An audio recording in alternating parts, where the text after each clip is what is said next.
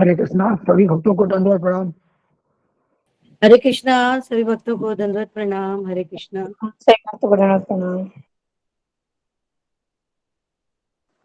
हरे कृष्णा, शीला माता जी, शिवानी माता जी, कृष्ण प्रभु जी, सुधा माता जी, हरे कृष्णा, दंडवत प्रणाम। हरे कृष्णा प्रभु जी, दंडवत प्रणाम। हरे कृष्णा, हरे कृष्णा, सुधा माता जी, अशोक प्रभु जी, कृष्ण प्रभु जी, शिवानी माता जी, सतीश प्रभु जी, दंडवत प्रणाम।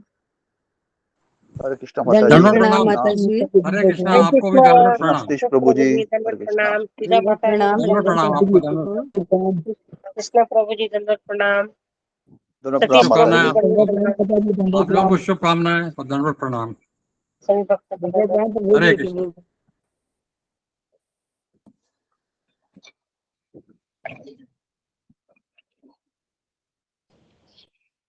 हरे कृष्ण। हरे कृष्णा, विशाल प्रभु जी, हरे कृष्ण प्रभु जी, हरे कृष्णा, दंडवत प्रणाम। हरे सभी कृष्ण। भक्तों को दंडवत प्रणाम।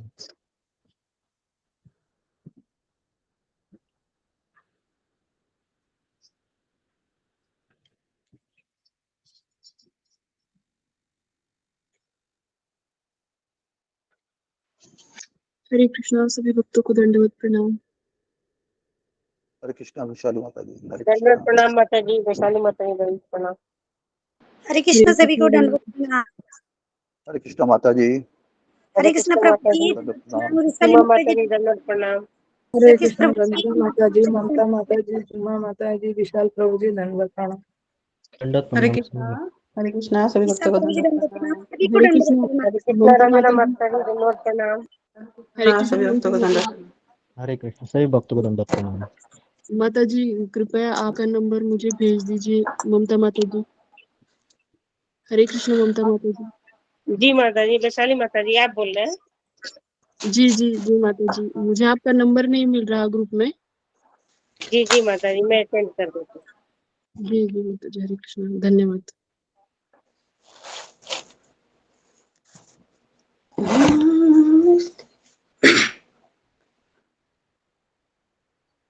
हरे कृष्णा, वैशाली माता जी, सभी भक्तों को दंडवत प्रणाम। हरे कृष्णा, सुश्री माता जी, दंडवत प्रणाम। सभी को दंडवत प्रणाम। दंडवत हरे प्रणाम जमा कृष्ण, माता जी। सुश्री माता जी, सभी दंडवत भक्तों को प्रणाम। दंडवत प्रणाम। दंडवत प्रणाम। हरे कृष्ण। हरे कृष्णा, सभी भक्तों को दंडवत प्रणाम।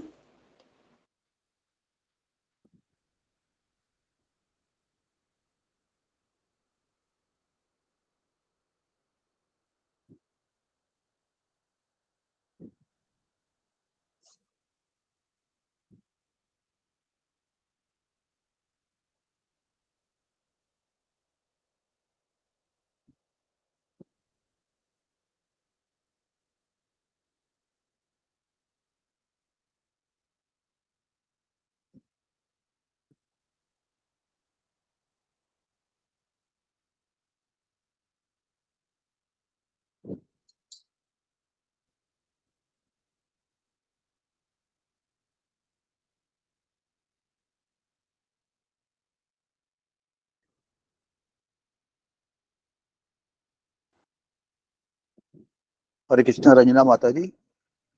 हाँ जी, आप प्रभु जी, प्रभु जी, हाँ, आप नरसिंह आरती कीजिए। हाँ जी प्रभु जी, धन्यवाद। हरे कृष्णा, सभी भक्तों को दंडवत प्रणाम। नमस्ते नरसिंहाय, प्रह्लादितायिने, हिरण्यकशिपूर्वक्ष, हिरण्यकशिपूर्वक्ष, शीलटङ्कनखालये,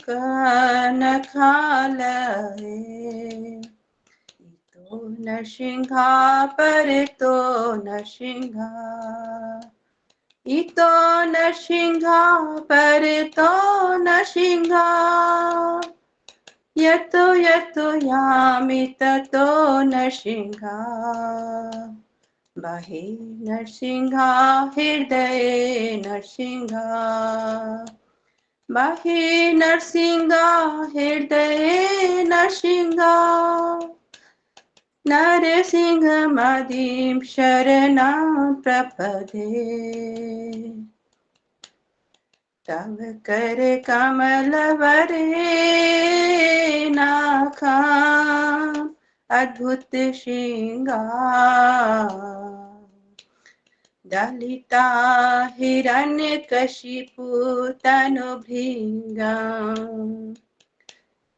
केशवघृता नरहरि रूपा जय जगदीश हरे जय जगदीश हरे स्वामी जय जगदीश हरे केशवघृता नरहरि रूपा जय जगदीश हरे जय जगदीश हरे स्वामी जय जगदीश हरे जय हो नरसिंहदेव नरसिंहदेव नरसिंहदेव जय हो नरसिंहदेव जय हो प्रहलाद महाराज प्रहलाद महाराज प्रहलाद महाराज जय हो प्रहलाद महाराज जय जय प्रभुपाद प्रभुपाद प्रभुपाद जय जय प्रभुपाद जय जय गुरुदेव गुरुदेव गुरुदेव जय जय गुरुदेव नित्य गौर हरि बोल हरि बोल हरि बोल नित्य गौर हरि बोल। जय भक्ति विनाशक भक्त नरसिंहदेव भगवान की जय। भक्त शिरोमणि प्रहलाद महाराज की जय। हरि बोल माता जी। हरि बहुत सुंदर बोल गाती हरि हैं बोल माता जी। हरि बोल बहुत सुंदर। बहुत बढ़िया। मीठा गाती है माता जी। हरि बोल हरि बोल। हरि बोल हरि मीठा गाती है माता जी। हरि बोल माता जी का संग कुछ भी कर बोल पाती हूँ। हाँ, हरे कृष्णा। हाँ प्रभु जी 10 नाम अपराध भी बोलो। जी जी जी माता जी। जी जी प्रभु जी धन्यवाद। भगवान नाम के जप में होने वाले 10 नाम अपराध। पहला, भगवान नाम के प्रचार में संपूर्ण जीवन समर्पित करने वाले महाभागवतों की निंदा करना। दूसरा, शिव ब्रह्मादि देवताओं के नाम को भगवान नाम के समान अथवा उनसे भिन्न समझना। तीसरा, आध्यात्मिक गुरु की अवज्ञा करना अथवा उन्हें साधारण मनुष्य समझना। चौथा, वैदिक शास्त्रों अथवा प्रमाणों का खंडन करना। पांचवा, हरे कृष्ण महामंत्र के जप की महिमा को काल्पनिक समझना। छठा, पवित्र भगवान नाम में अर्थवाद का आरोप लगाना। सातवां, नाम के बल पर पाप करना। आठवां, हरे कृष्ण महामंत्र के जप को वेदों में वर्णित एक शुभ सकाम कर्म कांड के समान समझना। नौवां, अश्रद्धालु व्यक्ति को कृष्ण नाम की महिमा का उपदेश करना। 10वां, हरे कृष्ण महामंत्र के जप में पूर्ण विश्वास न होना और इसकी इतनी अगाध महिमा श्रवण करने पर भी विश्वास शक्ति बनाए रखना। ध्यान पूर्वक जप न करना भी एक अपराध है। जीवन की अभिष्ट सिद्धि कृष्ण प्रेम को प्राप्त करने हेतु हर किसी को इन नाम अपराधों से सदैव बचना चाहिए ताकि हम अपने मनुष्य जीवन के परम लक्ष्य को प्राप्त कर सके। हरे कृष्णा। हरि बोल। बहुत सुंदर माता जी, धन्यवाद। बहुत सुंदर। हरे कृष्ण माता जी बहुत सुंदर। हरे कृष्ण सही भक्त को धन्यवाद प्रणाम। हरि बोल सभी माता जी बहुत भक्तों सुंदर। ओके, हरे कृष्णा कृष्ण कृष्ण हरे राम दंडवत प्रणाम गुरु जी। हरे कृष्णा। राम राम हरे कृष्ण गुरु जी हरे कृष्ण गुरु जी धन्यवाद प्रणाम सभी भक्तों को धन्यवाद प्रणाम। हरे कृष्ण गुरु जी धन्यवाद प्रणाम। गुरु जी धन्यवाद प्रणाम। सभी भक्तों को दंड प्रणाम। हरे कृष्ण जी। तो हरे कृष्ण। तो कल किसका टर्न था? शुरू कीजिए बोलना और यात्रा का अनाउंसमेंट कीजिए उसके बाद। इम्पोर्टेंट। जी गुरु जी। ठीक है। रंजना माता जी का टर्न है आज। जी जी। हरे कृष्णा। माता जी बोलिए। हरे कृष्णा। हरे कृष्णा गुरुदेव, आपके चरणों में दंडवत प्रणाम। सभी भक्तों को दंडवत प्रणाम। ओम अज्ञानतिमिरान्धस्य ज्ञानाञ्जनशलाकया चक्षुरुन्मिलितमेन तस्मै श्री गुरुवे नमः। श्री चैतन्य मनोविष्टम स्थापित नयन भूते स्वयं रूपकदामयन विराजे। जय श्री कृष्ण चैतन्य प्रभु नित्यानंद श्री अद्वैत गदाधर श्री वासादि गौर भक्तवृंदा मुखम करोति वाचालम पंगुम लग्यते गिरिं श्री गुरुदीन तारणम परमानंद श्री चैतन्य श्री हरि ओम तत्सम हरि ओम तत्सम। परमपिता परमेश्वर की असीम दया करनावश श्री प्रभुपाद परम पूज्य पति पावन गुरु महाराज गुरुदेव जैसे महान शुद्ध भक्तों की कृपा आशीर्वाद से तथा आप जैसे इतने सुंदर विनम्र भक्तों के संग से ही मैं कुछ भी बोल पाने का प्रयास कर रही हूँ। यदि कोई भी त्रुटि हो गई तो आप लोग प्लीज मुझे जरूर क्षमा कर दीजिएगा। गुरुदेव हमें पुरुषोत्तम महीना में बहुत ही सुंदर भागवत कथा का रसपान करा रहे हैं, जो अमृत तथा बहुत ही अत्यंत मीठा फल है, जिसमें रस ही रस भरा हुआ है। गुरुदेव हमें सभी को सदैव अपना सबसे बेस्ट देने का प्रयास करते हैं, तो ऐसे गुरुदेव को हम सभी का इतना अच्छा एसोसिएशन मिल रहा है भगवान की अत्यंत दया कृपा से। सचमुच हम लोग बहुत ही भाग्यशाली हैं। गुरुदेव आपका हृदय से बहुत बहुत धन्यवाद करती हूँ। कल गुरुदेव शुरुआत में भागवत प्रवाह नाम की किताब का इम्पोर्टेंस बता रहे थे, जिसमें पूरे 12 स्कंदों का शॉर्ट में बताया गया है, तो हमें इसे जरूर पढ़ना चाहिए। तो भक्ति की सर्वोच्चता को भगवान भागवतों में स्थापित किया गया है। भौतिक ब्रह्मांड के बारे में बताया गया है। आप ही सृष्टि का निर्माण करते हैं, इसलिए आप ही भगवान हैं। दूसरे स्कंद में ब्रह्मा जी कहते हैं कि वे लोग मूर्ख हैं जो नहीं जानते हैं कि मुझे भी बनाने के पीछे ही भगवान है, जिनकी नाभि से मैं प्रकट हुआ। वे नारद मुनि के संशय का उत्तर देते हैं। गुरुदेव हमें आगे बताते हैं कि भागवतम का दूसरा स्कंद बहुत ही सुंदर तथा लाजवाब है। पहला और दूसरा स्कंद भगवान के चरण कमल है। अगर हम उनके चरणों का आश्रय प्राप्त कर लेते हैं तो हम बहुत ज्यादा भाग्यशाली हैं। दूसरे स्कंद में ब्रह्मा जी नारद मुनि को चतुश्लोकी भागवत की महत्ता के बारे में बताते हैं। ऐसे ही चतुश्लोकी गीता भी है। तो गुरुदेव यहाँ प्रश्न पूछते हैं कि वो किस अध्याय में आता है। तो मीना माता जी बहुत सुंदर उत्तर देती हैं कि 10th चैप्टर में 8th, 9th, 10th, 11th श्लोक में ये चतुश्लोकी गीता आता है। तो भागवतम के सेकेंड श्लोक में भगवान के विराट रूप का 10 विषयों का वर्णन है। परीक्षित महाराज यहाँ प्रश्न पूछते हैं गुरुदेव सुखदेव गोस्वामी से साप मिलने के बाद कि मरने वालों व्यक्ति का क्या कर्तव्य है, उसको कैसा जीवन जीना चाहिए, तो वो कैसे भगवत धाम जा सकता है।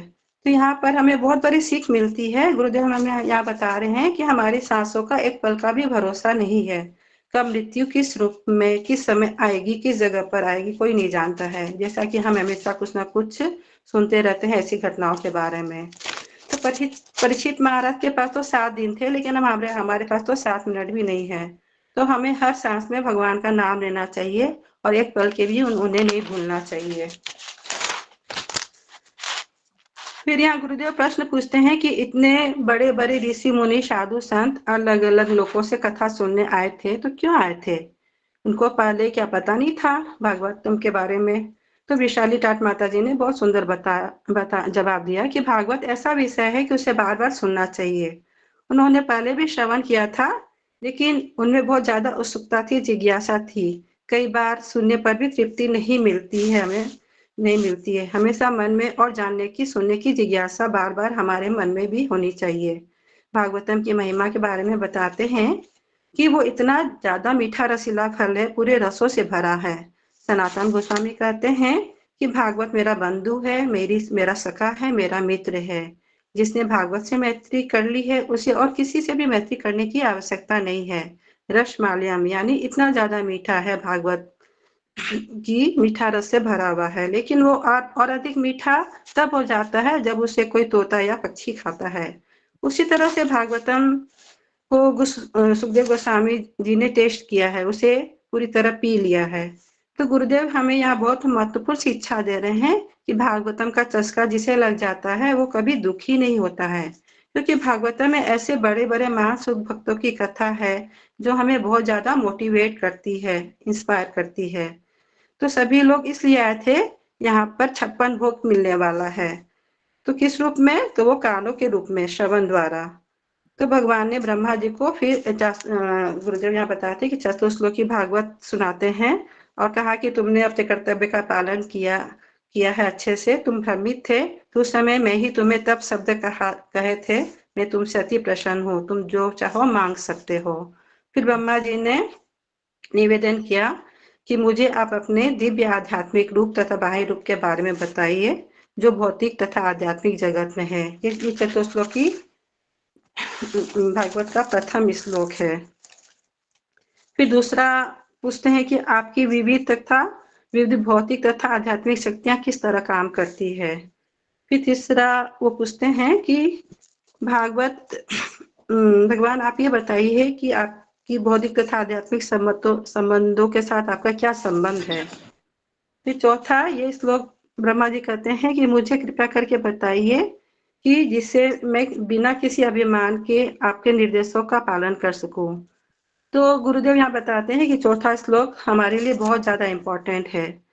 हमें भगवान से रोज प्रार्थना करनी चाहिए कि मुझे अपना कृपा पात्र बनाइए कि मैं अच्छे से आपकी सेवा कर सकूं, आपके भक्तों की सेवा कर सकूं। मेरे में कभी भी किसी भी चीज का अभिमान और बंधन नहीं आना चाहिए। बिना बंधन तथा अभिमान के मैं आपके आदेशों का पालन कर सकूं। तो ये प्रश्न परीक्षित महाराज द्वारा पूछे गए प्रश्नों के ही समान थे। तो हमें अपने भौतिक तथा आध्यात्मिक रूपों के बारे में बताइए जो आप राम कृष्ण के अवतार के रूप में आते हैं। तो कभी कभी हमारे मन में शंका होती है कि आपकी आज्ञा पालन को छोड़कर अपने मन से कुछ भी काम करूं। तो कृष्ण आप मुझे आशीर्वाद दीजिए। हमारे लिए ये आशीर्वाद ज्यादा मायने रखता है कि मैं हमेशा श्री प्रभुपाद और गुरु की आज्ञा का पालन करता रहूं जीवन के अंतिम समय तक।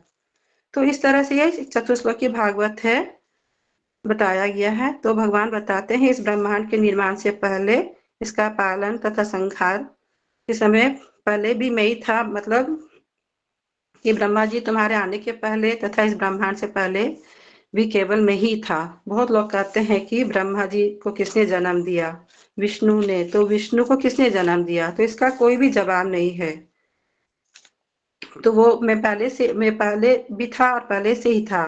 तो ये प्रश्न पूछना स्टॉप हो जाता है। तो फिर कोई भी वस्तु जो हमसे संबंधित नहीं है वो मेरी नहीं है, मेरी माया शक्ति है। तो भगवान दूसरे श्लोक में कहते हैं कि अगर तुम्हें इस संसार में कोई भी मूल्यवान वस्तु दिखती है तथा इस वस्तु को देखने तथा सुनने के बाद अगर तुम्हें बार बार स्मरण नहीं हो रहा है तो समझो कि ये मेरी माया शक्ति है। इस संसार में जिसको देखने के बाद भगवान का स्मरण नहीं होता है, कोई भी वस्तु हो सकता है जिसे देखने के बाद भगवान की याद नहीं आती है, क्योंकि ये आसक्ति भगवान अपना आवरण उस पर चढ़ा देते हैं। तो हमें कोई भी बोले कि आशीर्वाद दीजिए, कृपा दीजिए, तो हमें समझना चाहिए कि मैं इस लायक नहीं हूँ। तो हमें अपने आप को भिखारी समझना चाहिए। एक भिखारी दूसरे को क्या भीख दे सकता है। तो हमें ये समझना चाहिए कि हमेशा मेरी कटोरी खाली है। तो गुरुदेव यही तक मैंने लिखा है, आगे नहीं लिख पाई। आगे नहीं बहुत तो मुझे सुंदर समझ माता जी, हरि बोल माता जी, बहुत बहुत सुंदर सुंदर माता जी, बहुत सुंदर। हरि बोल माता जी, बहुत सुंदर। हरि बोल माता जी। चंद्रमा बहुत अच्छा मतलब हरे माता जी हरे कृष्णा कृष्णा जो अनाउंसमेंट कीजिए।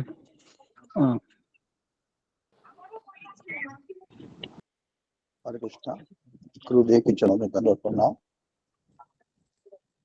जैसा सबको पता है, विदित है कि गुरुदेव के नेतृत्व में 2 यात्राएं निकाली जा रही हैं।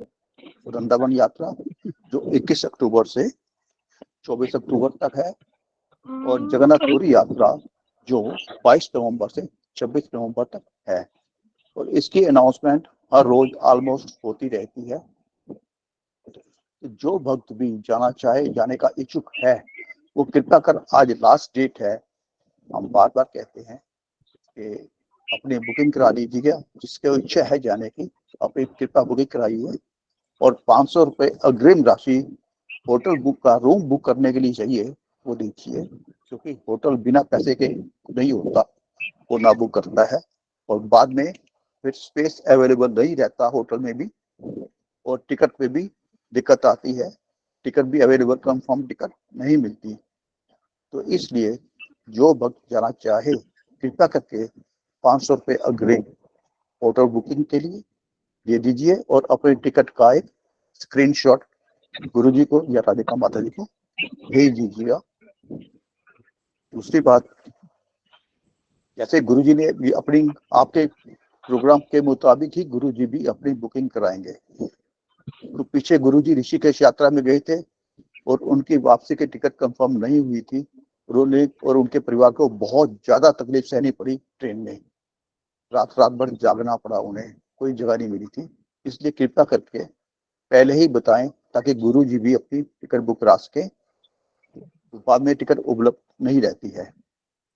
तो जिन भक्तों ने अभी तक बुकिंग कराई है उनके नाम में नाम पढ़ रहा हूं। वृंदावन यात्रा में है नवीन शर्मा जी, दो इनके लोग हैं, और नवीन शर्मा और अंजू शर्मा जी दोनों जा रहे हैं। गीता गणेश माता जी, धर्मराज भीमरे जी, इनके दोस्त हैं साथ में। अंशु डावर जी, ये 3 लोग हैं, इनकी माता और इनकी बहन जा रहे हैं। प्रवीणा माता जी और शीला देवी माता जी, इनके 4 लोग हैं, एक दिन के लिए आएंगे। और कांति माता जी हैं, 2 लोग हैं, इनके हस्बैंड, और मीनू माता जी हैं, 3 लोग। ये 14 दिन आदमी हैं, जिनमें से सिर्फ 6 लोगों के ही सिर्फ पैसे आए हैं। और जो जगन्नाथ यात्रा के हैं, गीता गणेश माता जी 1 लोग हैं, ऋषभ जायसवाल 2 लोग हैं, इनकी वाइफ जा रही है साथ में। ममता पाल माता जी 2 लोग हैं, इनके हस्बैंड जा रहे हैं। पूनम वर्मा माता जी हैं, 2 या 4 लोग हैं, ये भी कंफर्म नहीं है। माता जी कंफर्म कर दें तो अच्छी बात है। जुमा गोराई माता जी 2 लोग जा रहे हैं। राकेश कुमारी माता जी 1 लोग हैं। मंजरी माता जी 1 लोग हैं। काजल शर्मा माता जी 3 लोग हैं, इनका बेटा और पिताजी जा रहे हैं। सुषमा गोराई और इनका बेटा जा रहे हैं। शीला देवी माता जी 1 हैं, पर ये श्योर नहीं है, कंफर्म नहीं है। बिंदु बिहारी प्रभु जी जा रहे हैं। और प्रतिभा माता जी, ये 19 लोग हैं। और इनमें से सिर्फ जगन्नाथ यात्रा के लिए सिर्फ जुमा गोराई जी के ही पैसे आए हैं, अग्रिम राशि आई है, बाकी किसी के पैसे अभी तक नहीं आए हैं। कृपया करके ये शीघ्र कीजिए, ये बहुत जरूरी है, क्योंकि बिना पैसों के होटल बुकिंग नहीं होता, स्पेस अवेलेबल नहीं होता, और भी व्यवस्था करनी होती है। ये आप ही के लिए है, क्योंकि आपकी सहूलियत है तभी आप व्यवस्था करनी होती है ना, आपकी सहूलियत के लिए, ताकि आपको कोई परेशानी ना हो। तो इसलिए मेरी हाथ जोड़ के प्रार्थना है सीरियसली लें। और ये आज लास्ट डेट है, और आज के बाद रजिस्ट्रेशन नहीं होगा। फिर दोबारा आपसे प्रार्थना करता हूँ, मुक्ता माता जी अपना म्यूट कीजिए। आज लास्ट डेट है, आज के बाद रजिस्ट्रेशन नहीं होगा। कृपया करके ₹500 और अपना टिकट का स्क्रीनशॉट भेज दीजिएगा। धन्यवाद। हरे कृष्णा। गुरु जी, कोई गुस्सा की हो तो क्षमा करना। हरे कृष्णा। ना प्रभु जी मेरे 500 रुपए पे किया है हमने, खाली सिर्फ 500 रुपए दिया है ममता पाल माता जी को। किस यात्रा के लिए माता जी? जगन्नाथपुरी। आपने दिया है 500? जी मैं राधिका माता जी को मैं स्क्रीनशॉट भेजी हूँ।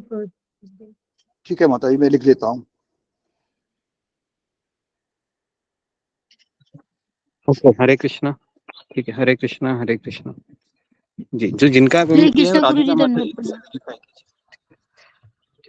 ओके, हरे कृष्णा। ओके, तो अभी हम शुरू करते हैं। तो देखिए, तो आज का लास्ट डे है, इसके बाद हम किसी का रजिस्ट्रेशन नहीं लेंगे, क्योंकि मुझे भी मेरा टिकट करना है, मैंने टिकट नहीं किया है अभी तक। तो इसके लिए मैं आज का जितना भी लिस्ट है उसको डिक्लेयर कर रहा हूँ। ओके, उसके पश्चात फिर अगर आपके पास कुछ पूछना है तो आप राधिका माता जी से या मुझे कांटेक्ट करें, अगर आप कुछ कहना है इसमें। ओके, तो हम आगे बढ़ते हैं। ओम नमो भगवते वासुदेवाय। ओम नमो भगवते वासुदेवाय। ओम नमो भगवते वासुदेवाय। ओम अज्ञानतिमिरान्धस्य ज्ञानाञ्जनशलाकया चक्षुरुन्मीलितं येन तस्मै श्रीगुरुवे नमः। श्रीचैतन्य मनोभीष्टं स्थापितं येन भूतले स्वयं रूप कदा मह्यं ददाति स्वपदान्तिकं। वन्देऽहं श्रीगुरु श्रीयुतापदकमलं श्रीगुरून् वैष्णवांश्च श्रीरूपं साग्रजातं सहगण रघुनाथान्वितं तं सजीवं साद्वैतं सावधूतं परिजनसहितं कृष्णचैतन्यदेवं श्रीराधा कृष्णपादान् सहगण ललिता श्रीविशाखान्वितांश्च। हे कृष्ण करुणा सिंधु दीनबंधु जगत्पते गोपेश गोपिका कांत राधा कांता नमोस्तुते। तप्त कांचन गौरांगी राधे वृंदावनेश्वरी वृषभानुसुते देवी प्रणमामि हरिप्रिये। वाञ्छाकल्पतरुभ्यश्च कृपा सिन्धुभ्य एव च पतितानां पावनेभ्यो वैष्णवेभ्यो नमो नमः। जय श्री कृष्ण चैतन्य प्रभु नित्यानंद श्री अद्वैत गदाधर श्रीवासादि गौरभक्तवृंद। हरे कृष्णा कृष्ण कृष्णा हरे हरे हरे राम राम राम हरे हरे। ओके, हरे कृष्णा। सबका स्वागत है सत्र में। तो पिछले 4-5 दिनों से हम भागवत स्कंद को हम पुरुषोत्तम मास के अवसर पर प्रतिदिन पाठ कर रहे हैं।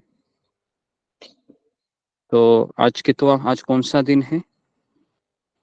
5वां दिन है या 6ठा दिन है? 5वां दिन है।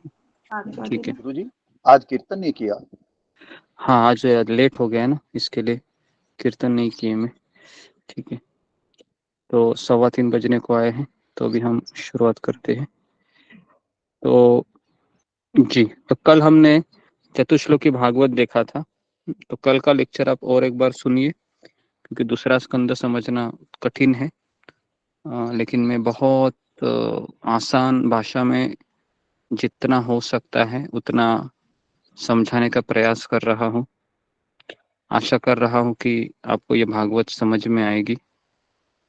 समझ में भी नहीं आती है तो भी इसका जो शब्द है, ये शब्द अगर हमारे कर्ण रंध्रों में प्रवेश करते हैं, है ना, तो उस शब्दों से हमारा चित्त जो करोड़ों जन्म से दूषित हुआ है वह शुद्ध हो जाएगा।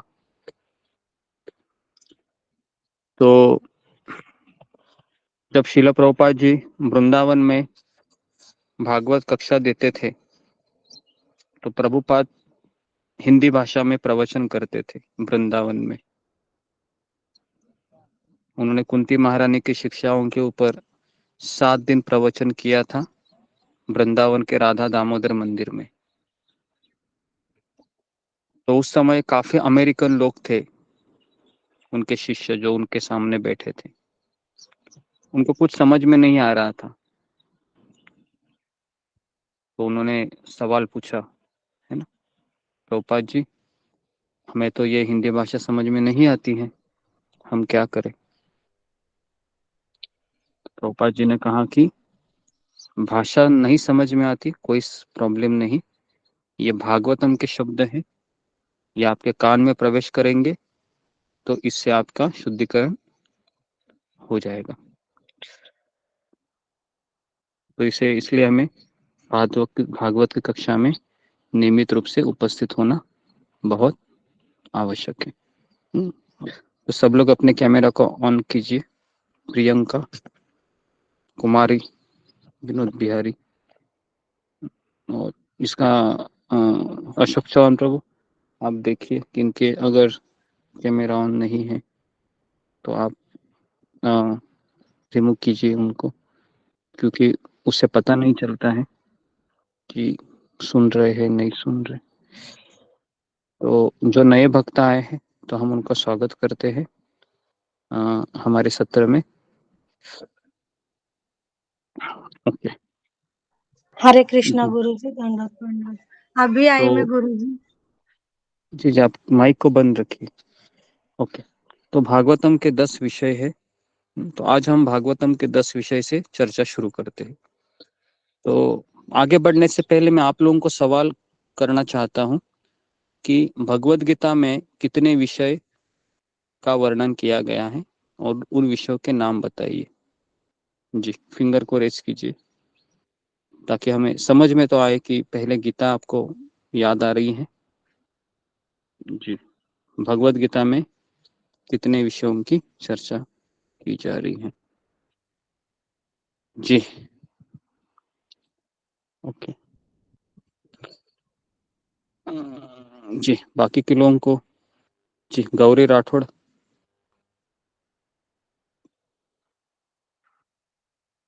जी गौरी राठौड़ सुन रही है?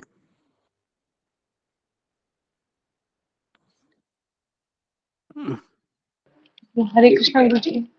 जी बोलिए, 5 विषय बोलिए भगवत गीता के।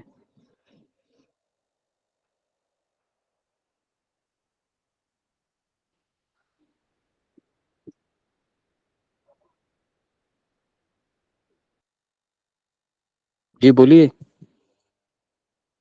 गौरी राठौड़ प्रभु। आ रहा है नहीं आ रहा है?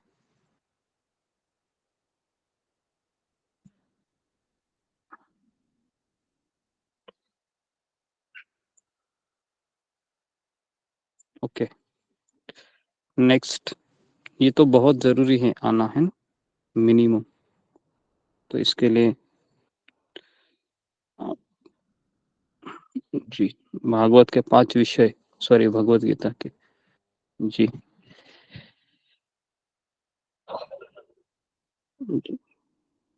तो ममता पाल, गीता के 5 विषय। जी, एक है पहला है सेना निरीक्षण, विषाद योग, और दूसरा है गीता सार, तीसरा है कर्मयोग।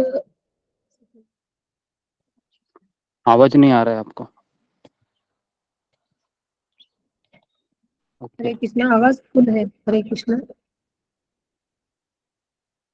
हरे कृष्णा। जी बोलिए। पहला है सेना निरीक्षण, अर्जुन का विषाद योग, और दूसरा है गीता सार। ये नहीं है विषय, विषय निरीक्षण नहीं है, भगवत गीता के विषय। जी ओके, जी मीना कुमारी माता जी बोलिए भगवत गीता के 5 विषय। जी, नेक्स्ट। ओके, पूजा डिमरी माता जी।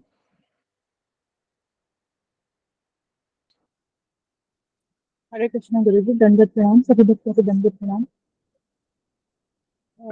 गुरु जी, भगवत गीता में भगवान ने योग के बारे में बताया है, सांख्य योग, कर्म योग, ज्ञान योग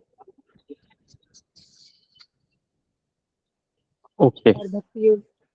जी ये इसका उत्तर नहीं है, ये योग है। गीता में 5 विषय का बारे में वर्णन आया है। जी जी, हाँ मुझे बताइए। इतना पता नहीं। जी तितली मिश्रा। हरे कृष्णा गुरु जी, दंडवत प्रणाम। मुझे 4 तो पता है, काल, प्रकृति, जीव, भगवान, एक नहीं याद। धीरे धीरे बोलो। काल, प्रकृति, जीव, भगवान और 5वां नहीं याद है गुरुजी। हरे कृष्णा, माफ ओके कीजिएगा। जी, तो इन्होंने अच्छा सफर प्रयास अच्छा किया है ना, 4 तो बता दिए हैं जी। Okay, next. हाँ, सब लोग लिखिए, है ना, किसी को पता नहीं है, ये आश्चर्य है गीता के 5 विषय। तो लिखिए इसको, और अगर हमको नहीं आता है उत्तर तो हमें उतना धाड़स तो होना चाहिए कि क्षमा करे गुरुजी, मुझे नहीं आ रहा है ना। तो इससे तो एटलीस्ट हमको कुछ समझ में तो कुछ एटलीस्ट हम उसको मना तो कर रहे हैं, है ना। और लिखना चाहिए जी। तो 5 विषय लिखिए। पहला है भगवान, गीता का विषय। दूसरा है जीव, जीवात्मा। तीसरा है प्रकृति। चौथा है काल, और 5वां है कर्म। ठीक है, इसको लिखिए। तो ये 5 ये विषय, ठीक है जी। बोलो अभी गौरी राठौड़, 5 विषय बोलो। हरे कृष्ण गुरु जी। भगवान, जीवात्मा और प्रकृति, काल और कर्म। इसको याद रखो हमेशा, है ना। रात को 1 बजे भी जी जगा है तो भी आना चाहिए, है? गीता के जी 5 विषय कौन से हैं। ओके, तो सब लोग इसको लिखिए। भगवान कौन है, जीवात्मा कौन है, काल क्या है, प्रकृति क्या है और कर्म क्या है। ये 5 चीजों को मिला के गीता बनी है। ओके, तो अभी हम भागवतम के 10 विषय बता रहे हैं, इसको भी लिखिए, बहुत जरूरी है। गुरु जी चौथा क्या है? काल। काल। काल। चौथी। हाँ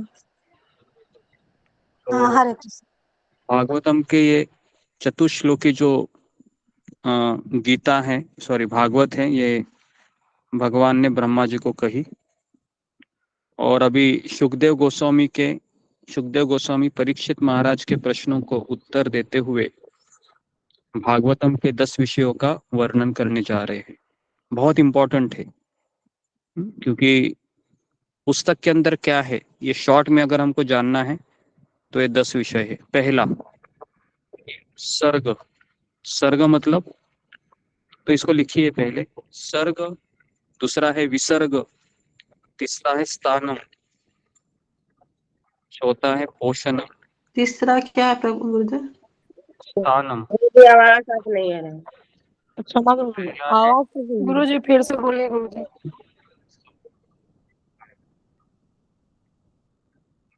पहला है सर्ग, सर्ग।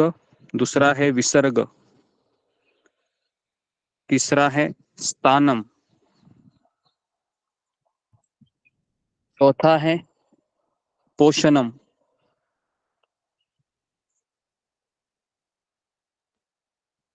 पांचवा है उति। अब 5वां गुरु जी, त्रुटि। उति उति क्या? उति। छठा है मनवंतर। क्या गुरु जी? उति मतलब ये 2 अक्षर, ये नाम अलग है, आप लिखिए केवल, है ना। आप बेटर है कि आप रिकॉर्डिंग और एक बार सुनिए, है ना, नहीं तो हम आगे नहीं बढ़ सकते हैं। तो अगर कोई मिस भी हो जाता है चिंता मत करें, रिकॉर्डिंग तो हमारा अवेलेबल होता है, उसमें से आप और एक बार सुनकर लिखिए। तो छठा है मनवंतर। 7वां है ईशानु कथा, ईशानु कथा। 8वां है निरोध, निरोध। 9वां है मुक्ति और 10वां है आश्रय। तो मैं वापस गिना रहा हूं। पहला है सर्ग, दूसरा है विसर्ग, तीसरा है स्थानम, चौथा है पोषणम, 5वां है उति, छठा है मनवंतर, सातवां है ईशानु कथा, आठवां है निरोध और नौवां है मुक्ति और 10वां है आश्रय।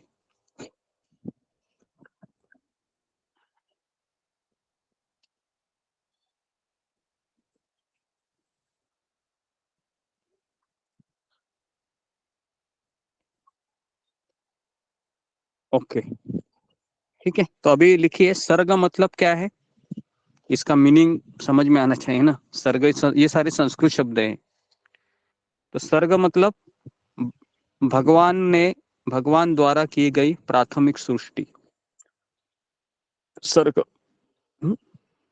भगवान ने निर्माण की हुई सृष्टि, मतलब अनंत कोटि ब्रह्मांड एक तरीके से, ब्रैकेट में लिखिए। दूसरा है विसर्ग, मतलब ब्रह्मा जी द्वारा की गई सृष्टि। विसर्ग ब्रह्मा जी द्वारा की गई सृष्टि। तीसरा है स्थानम, मतलब विभिन्न लोकों में जीवों की स्थिति। स्थानम मतलब 14 लोक है ना, सत्यलोक, महरलोक, जनलोक, तपलोक, भुवरलोक, स्वर्गलोक, भूलोक, अतल, वितल, रसातल, पाताल, तलातल इत्यादि। तो इसमें जो स्थिति है जीवों की, उसको कहते हैं स्थानम। चौथा है पोषणम। पोषणम मतलब क्या समझ में आता है पोषणम शब्द से, कि भगवान के द्वारा पालन पोषण, भगवान के द्वारा संरक्षण, भगवान का संरक्षण, पोषण। पांचवा है उति, मतलब इस संसार में कार्य करने की प्रेरणा, इस संसार में कार्य करने की प्रेरणा। सब लोग अपने कैमरा को ऑन कीजिए। साधना, प्रिंस, वर्षा, मृत्युंजय और अशोक चावला प्रभु, आप जरा मॉनिटर कीजिए।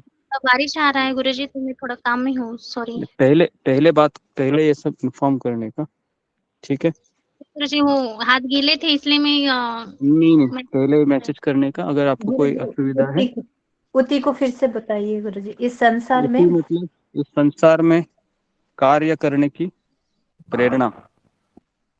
तीसरा क्या बताया गुरुजी? अभी वे उसके लिए ना रिकॉर्डिंग सुनिए, क्योंकि एक एक व्यक्ति कुछ बोलेगा ना तो इसमें हम आगे नहीं बढ़ सकते, तो इसलिए बेटर है आप रिकॉर्डिंग सुनिए, ठीक है। चौथा है पोषणम हो गया, पांचवा हो गया। छठा है मनवंतर। मनवंतर मतलब विभिन्न मनु है ना। कितने मनु आते हैं ब्रह्मा जी के एक दिन में? 14 मनु। 14 मनु। तो 14 मनुओं के शासन काल की अवधि, मतलब कितना उनका अवधि है, उसको कहते हैं मनवंतर। सातवां है ईशानु कथा। ईशानु कथा मतलब भक्तों की कथा, भगवान तथा भक्तों की कथा, ईशानु कथा। और आठवां है निरोध। निरोध का अर्थ है भौतिक जगत में प्रलय, प्रलय। नौवां है मुक्ति, मतलब कैसे हम भौतिक संसार से मुक्ति प्राप्त करें। और 10वां है आश्रय।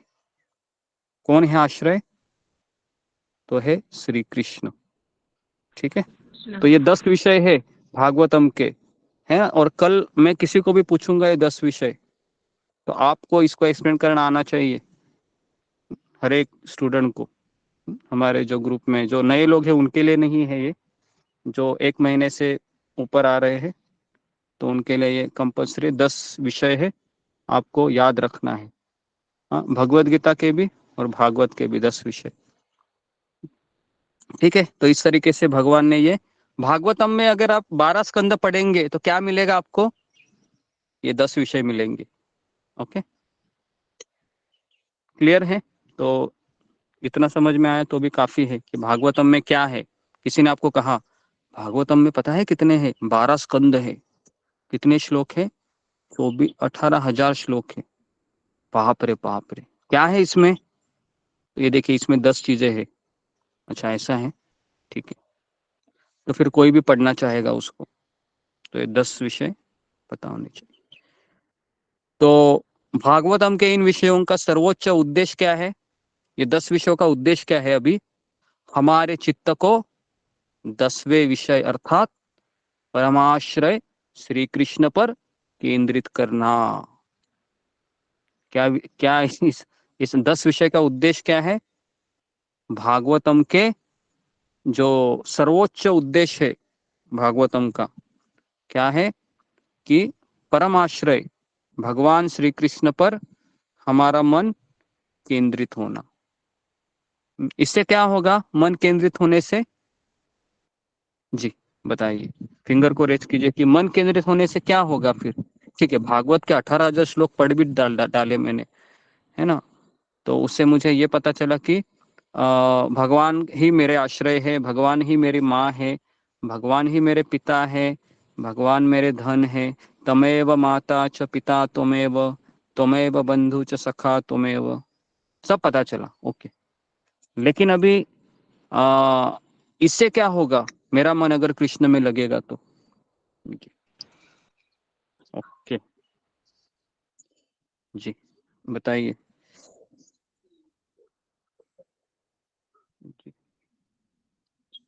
सुलेखा। हरे कृष्णा गुरु जी, धन्यवाद प्रणाम। इसका उद्देश्य ये है कि जब हमारे अंत समय आएंगे मृत्यु के टाइम, तो हमें भगवान की याद आना चाहिए, वो हमें भगवत धाम ले जाएंगे। हरे कृष्ण। ओके, गलती तो के लिए ये क्षमा। कारण हो सकता है जी। दूसरा कारण जी, दूसरा कारण, पहला कारण हुआ कि ताकि मेरा मन अंतिम समय में लगा रहे। दूसरा कारण जी मंजूपाल। हरे कृष्णा गुरु जी, धन्यवाद प्रणाम। मतलब जिस तरह से हम भगवान को भूल गए, जैसे बच्चा अपने माँ बाप को भूल जाता है और कोई उसे उसके माँ बाप के विषय में याद दिलाता है तो वो उनके पास जाने की इच्छा करता है। तो इसी तरह से ये जो है 10 विषय से हम अपने भगवान, अपने पिता के बारे में जानते हैं, जिससे कि हम ऐसी इच्छा करें कि हम अपने पिता के पास चले जाएं, जिससे कि जो है हमारी ये इच्छा फलित हो और हम भक्ति मार्ग पर आगे बढ़े। हरे कृष्णा गुरु जी, तो गलती हो गई। ओके जी, तो मेरा मन कृष्ण में लगने से क्या होगा? तो मेरा मन कृष्ण में लगने से समस्त दुखों से मुझे मुक्ति मिल जाएगी और इस संसार मुझे पीड़ाजनक नहीं लगेगा। इस संसार मुझे बहुत अच्छा लगेगा अगर मेरा मन कृष्ण में लगे। अभी मुझे मेरा मन इतना विचलित क्यों है? क्योंकि मेरा कृष्ण को मन भूल जाते हैं। कृष्ण में नहीं लगा है। तो एक बार शिल प्रभुपाद जी के पास, है ना, उनके शिष्य आकर कहने लगे कि प्रभुपाद जी, मेरा मन है ये हमेशा कृष्ण में लगता है और कभी कभी मेरा मन माया में चला जाता है। तो प्रभुपाद ने कहा, तुम गलत बोल रहे हो, तुम्हारा मन कभी कभी कृष्ण में लगता है और हमेशा तुम्हारा मन किस में रहता है? माया में रहता है। तो हमारी ये स्थिति है अभी। तो हम कथा सुनते हैं, कथा पढ़ते हैं, है ना, उसके बाद जप करते हैं, सेवा करते हैं। इसका मूल उद्देश्य क्या है? तो इसका मूल उद्देश्य है कि मैं कृष्ण को हमेशा याद करता रहूं, मैं उसको एक पल भर ना भूलूं। लेकिन आप बोलोगे पल भर ना भूलूं तो क्या मैं घर के काम सब छोड़ दूं, परिवार को छोड़ दूं? नहीं, इसका अर्थ ये है कि परिवार को भी कृष्णमय बनाइए, परिवार के कार्यों को कृष्णमय बनाइए, परिवार वालों को कृष्ण के अंश के रूप में देखिए। लेकिन उसके लिए भी हमें मार्गदर्शन लेना चाहिए, कैसे देखूं मैं। तो इसलिए भगवान का एक रूप है विराट रूप। तो विराट रूप का वर्णन सूत गोस्वामी नैमिषारण्य को ऋषि मुनियों को करते हैं कि विराट रूप में क्या होता है कि भगवान के चरण कमल है, आखिर नीचे के जो 2 लोक है ना, जैसे पाताल, तलातल, ये सब भगवान के चरण कमल है। भगवान का मस्तक सत्य लोक है। इसको कहते हैं विराट रूप। जो ध्यान योगी लोग रहते हैं ना, ये इस विराट रूप पर ध्यान करते हैं, है ना। लेकिन ये काल्पनिक रूप है। लेकिन ये जो लोक है वह शाश्वत है। मतलब शाश्वत मतलब इनका अस्तित्व है। लेकिन इनका जो इमेजिनेशन, वो खोल रहे कि इमेजिन करो कि पाताल और तलातल ये भगवान के दो चरण हैं, इस तरीके से, है ना। तो जिस तरीके से अगर कोई आर्टिस्ट है, चित्रकार है ना, अगर उसको मैं कहूँ कि ये गाजर ले लो, है ना, ये गोभी ले लो और इससे भगवान का एक चित्र तैयार करो, तो वो क्या करेगा? वो गाजर से या अलग अलग सब्जियों से वो ठीक भगवान का वो आकार बनाएगा।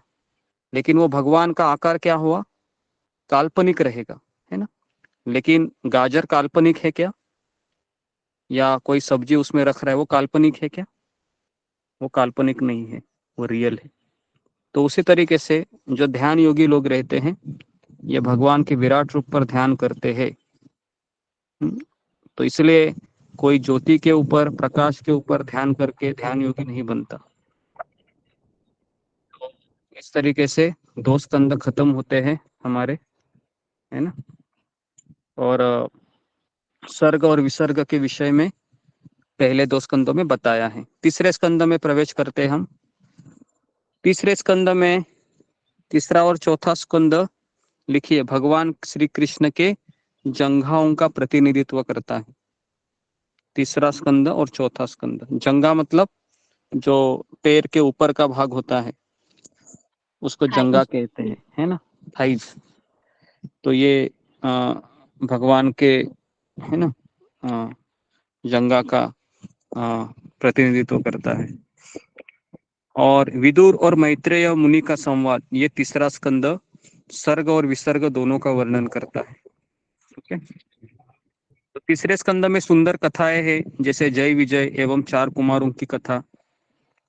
हृदय स्पर्शी प्रार्थनाएं हैं ब्रह्मा जी द्वारा भगवान की, तथा महान भक्तों के बीच ज्ञान से भरी वार्ताएं हैं। एक और भगवान वराहदेव की लीला पाठकों के हृदय को रोमांचित करेगी, तो दूसरी ओर कर्दम मुनि एवं देवहूति की कथा आदर्श गृहस्थ जीवन का चित्रण करेगी। अंततः भगवान कपिल देव की शिक्षाएं पाठकों का परिचय मानव समाज में उपलब्ध गहन दार्शनिक विषयों से करवाएंगी। तो एक बार गौरांग प्रभु है, ये भागवत के तीसरे स्कंद पर प्रवचन दे रहे थे। तो उन्होंने जितने भी श्रोता आए थे, है ना, नया क्राउड था, भक्त नहीं थे ज्यादा कोई, तो उसमें उन्होंने पूछा, क्या आप कपिल देव को जानते हैं? तो एक गृहस्थ ने, एक सज्जन ने हाथ खड़ा किया और बोलो कि कौन है कपिल देव? तो उन्होंने कहा कि भारतीय क्रिकेट टीम का पूर्व कप्तान। गौरांग प्रभु जोर से हंसने लगे। वो कपिल देव नहीं है, वो कपिल देव तो उनका शरीर तो भौतिक है। ये कपिल देव है कि भगवान कपिल देव जो कर्दम मुनि और देवहूति के पुत्र है ना, बराबर है। तो इसी तरीके से तो कृपया बताएं कि मैत्रेय एवं विदुर के बीच संवाद कब और कहाँ हुआ? परीक्षित महाराज को रोमांच हो रहा है, बताइए मुझे, क्योंकि जिसको भगवान के कथाओं का नशा चढ़ गया है ना। अभी आप बोलोगे कि नशा क्या होता है, तो जो दारू पिया हुआ व्यक्ति है, नशे में धुत रहता है, उसको समझ में आता है क्या कि अच्छा क्या है, बुरा क्या है? वो अपने ही, है ना, अपने ही धुन में वो मस्त रहता है, बराबर है। उसको किसी की परवाह नहीं होती है, बस वह उस नशे में धुत रहता है और उसमें इतना तल्लीन हो जाता है कि जब तक वो दारू का नशा नहीं उतरता है तब तक वह, है ना, अटपटांग से हरकत करता रहता है।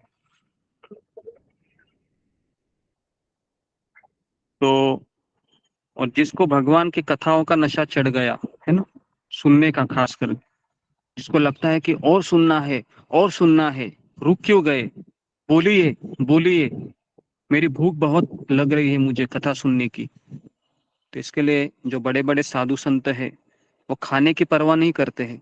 मुझे ब्रेकफास्ट में क्या मिलेगा, मुझे लंच में क्या मिलेगा, मुझे डिनर में क्या मिलेगा, वो हमेशा यही सोचते हैं कि मुझे सुनने को कब मिलेगा। इसलिए जैसे ही पता चला कि परीक्षित महाराज को शाप मिला है और सुखदेव गोस्वामी कथा करने वाले हैं, सारे ऋषि मुनि अपना अपना काम धंधा जो भी है, सेवाएं सब छोड़कर उस सत्संग में पधार गए, ताकि मैं वहां पर बैठकर सारे साधुओं के संगति में उस भगवान की कथा का मैं परम आनंद प्राप्त कर सकूं। तो ऐसी जिज्ञासा परीक्षित महाराज द्वारा जब की गई तो सुखदेव गोस्वामी ने उत्सुकता पूर्वक उसका जवाब देना शुरू किया। तो इससे हमें क्या सीख मिलती है कि महान आत्माओं के बीच वार्ता मानवता के लिए परम हितकारी होती है। तो इसके लिए दो भक्तों के बीच जो वार्ता होती है ना, वार्ता मतलब चर्चा, तो उससे मानवता के लिए परम हितकारी होती है और अन्य महात्मा जन भी उन विषयों में गहरी रुचि रखते हैं। तो अगला टॉपिक है अभी अपमान कृष्ण स्मरण का कारण बना। तो अपने दुराचारी पुत्रों को राजगद्दी पर बैठाने की स्वार्थी इच्छा से अंधे हुए धृतराष्ट्र ने अपने भतीजे पांडवों को जीवित भस्म करने की योजना बनाई। उस समय पांडव पिताहीन थे और जब दुशासन रोती बिलकती निस्सहाय द्रौपदी को बालों से पकड़कर घसीटते हुए राजसभा में ला रहा था, उस समय भी उन्होंने उसे नहीं रोका। धृतराष्ट्र की अनुमति से ही दुर्योधन ने जुए में युधिष्ठिर के साथ छल किया और बाद में राज्य में उनका हिस्सा देने से मना कर दिया। आपको पता है कि जब जुआ खेला गया था राज्यसभा में, उस समय युधिष्ठिर महाराज को कोई अभ्यास नहीं था जुआ खेलने का। और दुर्योधन ने जब कहा कि मेरे बिहाफ में कौन ये 64 फेंकेगा, शकुनी, तो दुर्योधन ने कहा कि मेरे जो मामा श्री है वो फेंकेंगे, तो क्या आप उसके लिए अग्री है? तो युधिष्ठिर महाराज कहते हैं हाँ ठीक है। तो इसलिए अभी मेरा ये आप लोगों को सवाल है कि युधिष्ठिर तो धर्मात्मा थे, धर्मराज थे, तो युधिष्ठिर महाराज ने वहां पर जुआ क्यों खेला जी? इसका कारण क्या है? फिंगर को रेज कीजिए। आपके मन में ये प्रश्न होगा ना, क्यों खेला भाई, इतने बड़े धर्मराज युधिष्ठिर महाराज। जी जी वृषाली। हरे कृष्ण गुरु जी, दंडवत प्रणाम। सभी भक्तों को दंडवत प्रणाम। गुरु जी, पहले जो क्षत्रिय होते थे उन्हें युद्ध के लिए और इस जुआ के लिए आमंत्रण जब मिलता था तो वो उसे ना नहीं कह सकते थे, इसलिए उन्होंने जुआ खेलने के लिए हाँ कहा था। Very good. तो ये पहला कारण है जो वृषाली माता जी ने बताया कि युद्ध में अगर किसी क्षत्रियो को जुआ खेलने के लिए और युद्ध करने के लिए अगर ललकारते हैं तो उसको मना नहीं कर सकता हो।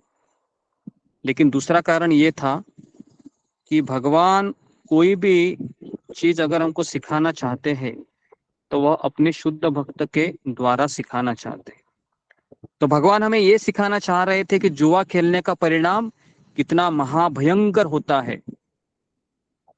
तो इसलिए भगवान ने युधिष्ठिर महाराज को मोहरा बना दिया ताकि आने वाली पीढ़ी इस चीज को समझ सके कि जुआ खेलना कितना घिनौना कार्य है। तो एक बार अमेरिका के हॉस्पिटल में दो नर्स थे, उन्होंने शर्त लगाई। कौन सी शर्त लगाई? कि एक पेशेंट था जो आईसीयू में एडमिट था, ऑक्सीजन पे था वो। तो एक नर्स ने बेट लगाई कि ये जो आदमी है ना, ये कल का सूरज नहीं देख पाएगा, दूसरी नर्स ने कहा नहीं नहीं, ये कल भी जिंदा रहेगा। तो इस तरह से उन्होंने बिट लगाई। और जब हारने वाली जब उन नर्स को पता चला कि इसके सांसें तो अभी भी चल रही है, तो मैं हार जाऊंगी, तो उसने क्या किया, उसने ऑक्सीजन ही निकाल दिया और पेशेंट मर गए। जुआ इतना खतरनाक होता है, वो व्यक्ति के है ना, व्यक्ति के बुद्धि के ऊपर ही बहुत बड़ा आवरण डाल देता है, अच्छे बुरे की पहचान उसको नहीं आती है। तो इतना जुआ खतरनाक है। तो इसके लिए शेयर बाजार में इन्वेस्टमेंट करना या फिर सट्टा खेलना या फिर जैसे अभी आते हैं ना जंगली रम्मी करके यूट्यूब में, तो ये सारी चीजें हैं ये जुए में आती है। ओके, तो जी, तो स्वार्थ व्यक्ति को निर्लज्ज बना देता है और वह दूसरों को कष्ट देकर स्वयं सुख भोगने में संकोच नहीं करता। तो इसलिए जिस व्यक्ति ने स्वार्थ का जीवन जीना शुरू किया है, जीवन में उसके पास करोड़ों रुपए होने के पश्चात भी वो हमेशा दुखी रहेगा। और जिसने निस्वार्थ जीवन जीने का संकल्प किया है, उसके पास भले ही कुछ ना हो लेकिन वो हमेशा सुखी रहेगा। सोच लीजिए आपको क्या बनना है, दुखी बनना है या सुखी बनना है? ये मेरे वाक्य नहीं है ये शास्त्र के वाक्य है। शास्त्र में लिखा है कि स्वार्थ व्यक्ति को निर्लज्ज बना देता है, बराबर है। तो इसलिए खास करके शादी जब कोई करता है, कोई पुरुष स्त्री से या स्त्री पुरुष से, तो उसका फाउंडेशन क्या होता है आज के संसार में? स्वार्थ होता है। स्वार्थ होता है। स्त्री चाहती है कि ये पुरुष मुझे ज्यादा आनंद दे, पुरुष चाहता है ये स्त्री मुझे ज्यादा आनंद दे। और हम सबको पता है कि आत्मा का स्वभाव है कि कृष्ण के साथ ही उसको आनंद प्राप्त हो सकता है। तो इसलिए दोनों एक दूसरे की पीठ खुजाते जब उनको पता चलता है कि ना ये मेरे साथ सुखी रह सकती है ना मैं इसके साथ सुखी रह सकता हूँ, तो फिर इसलिए अभी कलयुग में डाइवोर्स का रेट बहुत बढ़ रहा है। और हमारे जो आचार्य है कलयुग के लोगों के, वो कौन है जी? कलयुग के लोगों के आचार्य है कि क्रिकेट के खिलाड़ी और बॉलीवुड के स्टार, है ना, ये कलयुग के लोगों के आचार्य है। ये इन्हीं को देखते रहते हैं, अरे इसने भी डाइवोर्स लिया, आमिर खान ने, सलमान खान ने तो शादी ही नहीं किया, हम भी ऐसे ही रहेंगे। तो ये इनके आचार्य, ये इधर के आचार्य है। तो हमारे आचार्य कौन होने चाहिए? हमारे आचार्य शास्त्र श्रील प्रभुपाद जी, जो गुरु शिष्य परंपरा से आए। तो स्वार्थ व्यक्ति को निर्लज्ज बना देता है। कौरवों द्वारा किए जा रहे दुराचारों को देखते हुए विदुर ने धृतराष्ट्र को सलाह दी, पांडवों का न्याय संगत राज्य ये दीर्घ काल से आपके अपराध सहन कर रहे हैं, भगवान श्री कृष्ण भी उनके पक्ष में है और समस्त राजा एवं यदु श्री कृष्ण के साथ है। यदि आप अपने पूरे वंश का हित चाहते हैं तो तुरंत अपराध के मूर्तिमान स्वरूप अपने पुत्र दुर्योधन का त्याग कर दीजिए। ऐसा किसने कहा? ऐसा विदुर जी ने। और कभी कहा जब दुर्योधन वहां पर खड़ा था। समझ में आया? ये अकेले में नहीं कहा, जब दुर्योधन खड़ा है ना तभी। और अभी मैं आपको और एक चीज बताना चाहूंगा कि जब दुर्योधन का जन्म हुआ ना, तो दुर्योधन बड़ी जोर से चीख रहा था और सभी गिधाड़ जो तमोगुनी पंछी होते वो भी चिल्ला रहे थे। तो धृतराष्ट्र ने विदुर को पूछा कि मेरा बेटा ऐसा आवाज क्यों कर रहा है? तो विदुर ने कहा कि तुम्हारा बेटा है ना, ये कुरुवंश का विनाश का कारण बनेगा, इसका त्याग करो। धृतराष्ट्र बोलता है ऐसे कैसे विदुर त्याग करूं? ये मेरा बेटा है, तो विदुर जी ने जन्म के समय ही ये भविष्यवाणी की थी, तुम्हारा ये बड़ा बेटा ही कुरुवंश के विनाश का कारण बनेगा। यदि आप अपने पूरे वंश का हित चाहते हो तुरंत इस त्याग करो। यह सुनकर पापी दुर्योधन क्रोध से भड़क उठा और विदुर का अपमान करने लगा। इस दासी पुत्र को यहाँ किसने बुलाया है? क्या कहा? देखो कितना बड़ा उसने शब्द वापरा, शब्द यूज किया। क्या यूज किया शब्द? दासी पुत्र। आप सोच सकते हो जो मंत्री है विदुर, पता है ना विदुर जी कितने बड़े विद्वान थे। विदुर नीति करके किताब भी आता है ना, विदुर नीति। तो उसमें विदुर जी बड़े बड़े है ना चीजें बताते हैं। यह शत्रुओं का हित का विचार करता है, मतलब पांडवों के पक्ष में हमेशा रहता है और अपने पालकों के साथ ही विश्वासघात कर रहा है। इसे महल से बाहर निकाल दो और देखो यह केवल अपनी श्वास से ही साथ ले जाने पाए। तो इस तरह से अपमान करता है कड़े शब्दों में। तो इससे हमें क्या सीख मिलती है?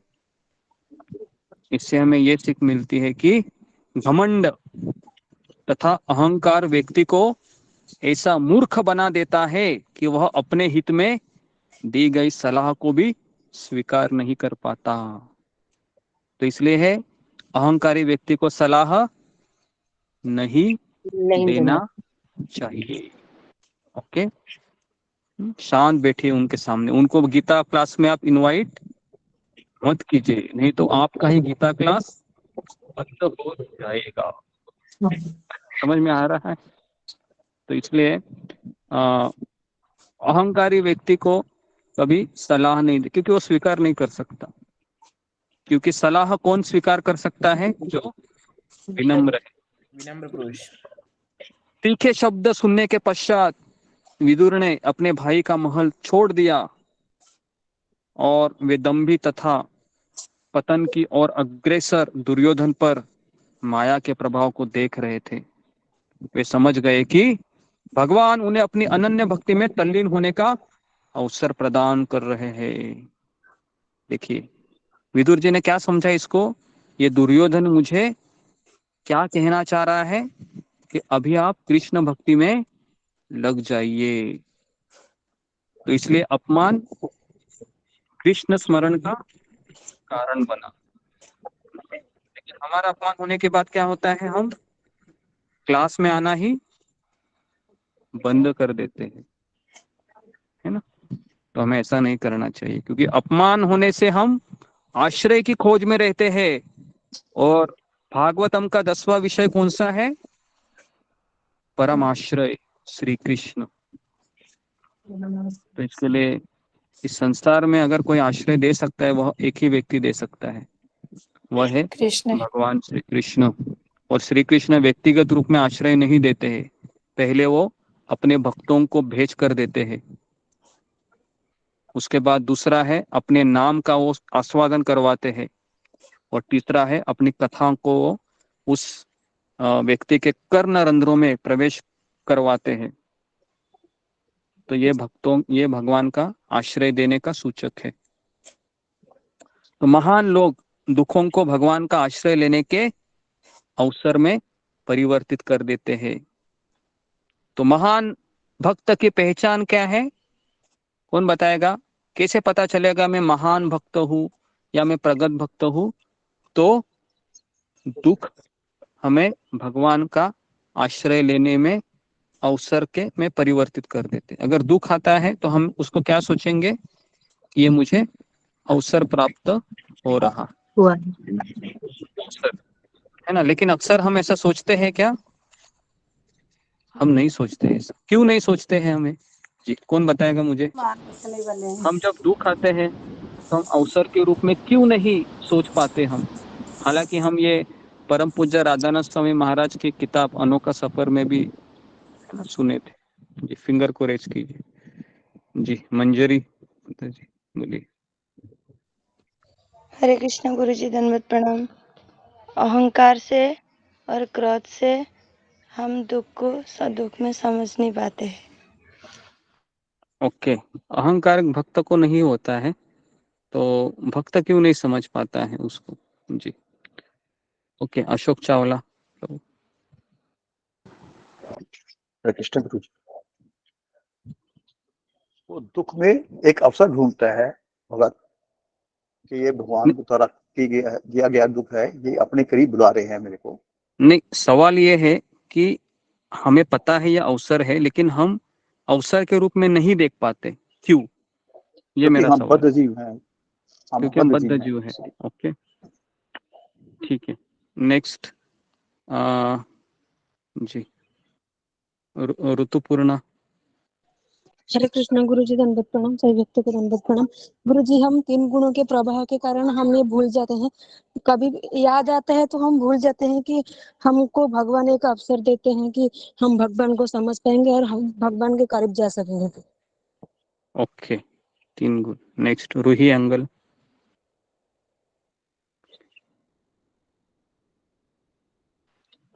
नेक्स्ट जी। हरे कृष्ण गुरु जी, आवाज आ रही है?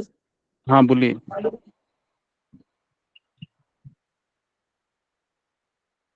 जी बोलिए। गुरु जी, क्योंकि हम अपने घर वालों के आश्रय से ज्यादा रहते हैं, सब हमारे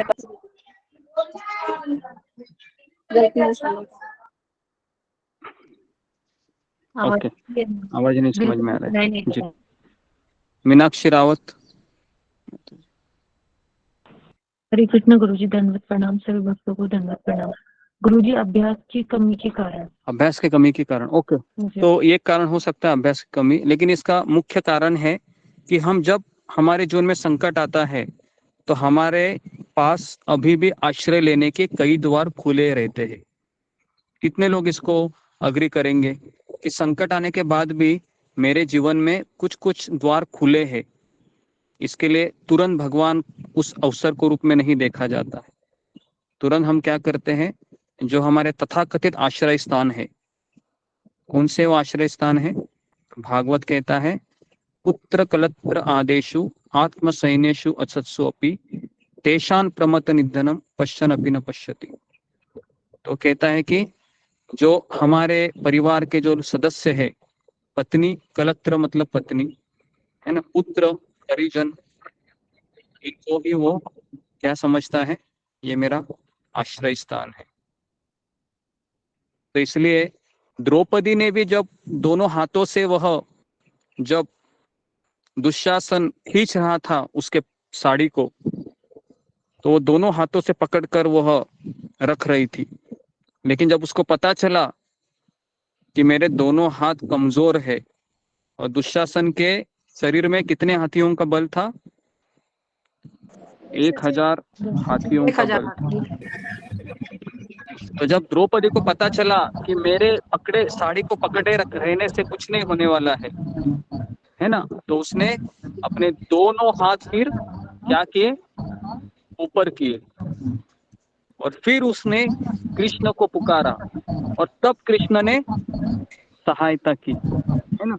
लेकिन आप घबराइए मत, कृष्ण हमारी इतनी बड़ी परीक्षा नहीं लेंगे। ओके, क्यों नहीं लेंगे भगवान हमारी इतनी बड़ी परीक्षा? रंजना माता जी म्यूट कीजिए। जी, रंजना माता जी म्यूट कर दीजिए। जी जी। क्योंकि तो गुरुजी भगवान को हमारी, पता होता है हम इतने हम उस दुख सहन कर सकते हैं जितना उतना ही देते हैं। जी, तो भगवान हमको इतनी ही हमारी परीक्षा लेते हैं जब हमारा जितना हमारी तैयारी है। तो इसके लिए भगवान हमको उतना परीक्षा नहीं लेते हैं। तो इस तरीके से महान लोग दुख में भगवान का आश्रय लेने के अवसर में परिवर्तित करते थे। विदुर के कार्य शुद्ध तथा विचार पवित्र थे, किंतु वे कपटी धृतराष्ट्र तथा दुराचारी दुर्योधन के संग में स्वयं को दूषित मान रहे थे। अतः उन्होंने सोचा कि मैं कृष्ण के संग के योग्य नहीं हूँ। तो कि क्यों नहीं विदुर जी, जब उनका अपमान हो गया तभी भगवान श्री कृष्ण द्वारिका में रह रहे थे, लेकिन विदुर जी द्वारिका में गए क्या? गुजरात एक्सप्रेस पकड़ के द्वारका में नहीं गए। क्यों नहीं गए? क्योंकि वो क्या सोच रहे थे कि मैंने धृतराष्ट्र और दुर्योधन का नमक खाया है, तो मेरा पूरा शरीर दूषित हो गया है। तो इसके लिए पहले मैं कहाँ जाऊंगा? मैं तीर्थाटन करूंगा, तीर्थस्थली जाता हूँ। आप सोच सकते हैं विदुर पता है ना कौन है? विदुर ये साक्षात यमराज जी का अवतार है। यमराज जी, सोचिए यमराज जी के पास कितनी विनम्रता है, बराबर ना? यमराज जी के पास भी विनम्रता है कि नहीं? ये यमराज जी है विदुर जी। तो इसके लिए कोई भक्त अगर यमराज जी के पास जाता है ना, तो यमराज जी उसको क्या करते हैं, स्पेशल कुर्सी देते हैं और कहते हैं कि आपने शिला प्रभुपाद जी के ग्रंथों का बहुत प्रचार किया है, आपने बहुत कथा सुनी है, थोड़ा सा मुझे भी प्रभुपाद की लीला बताइए, मैं भी सुनना चाहूंगा। तो इस तरह से यमराज जी भी, कोई अगर वैष्णव वहां पर जाता है तो उससे कथा कीर्तन का वो है ना एक अवसर देखते हैं। तो यमराज जी भी बहुत बड़े वैष्णव है। तो इसके लिए यमराज जी थक जाते हैं लोगों को सजा देते देते देते, क्योंकि वो भी तो एक वैष्णव है। तो इसके लिए यमराज जी कहते हैं अभी मुझे थोड़ा ब्रेक चाहिए। ठीक है, कहाँ जाना पसंद करेंगे? हाँ, मैं भगवान कृष्ण के लीला में थोड़ा पार्टिसिपेट करूंगा। ठीक है, तो आपको विदुर जी के रूप में जाना होगा। ठीक है, मैं जाऊंगा। तो इस तरीके से वही यमराज जी किसका रूप लेते हैं? विदुर जी का। और वहां पर आते हैं। तो इस तरीके से आत्मशुद्धि के लिए वे एक साधु के वेश में विभिन्न तीर्थों का भ्रमण करने लगे। अतः वे प्रभास क्षेत्र कहाँ है अभी? गुजरात में है। कहाँ है? गुजरात में। तब कुरुक्षेत्र युद्ध समाप्त हो चुका था और युधिष्ठिर महाराज राजा बन गए थे। और आने वाले वर्षों में विदुर ने अनेक भ्रांतों से भ्रमण किया और अंततः वो यमुना तट पर पहुंचे, जहां श्री कृष्ण के अंतरंग पार्षद कौन थे और उनके भाई जिनसे उनकी मुलाकात हुई, वो थे कौन है? श्री कृष्ण के भाई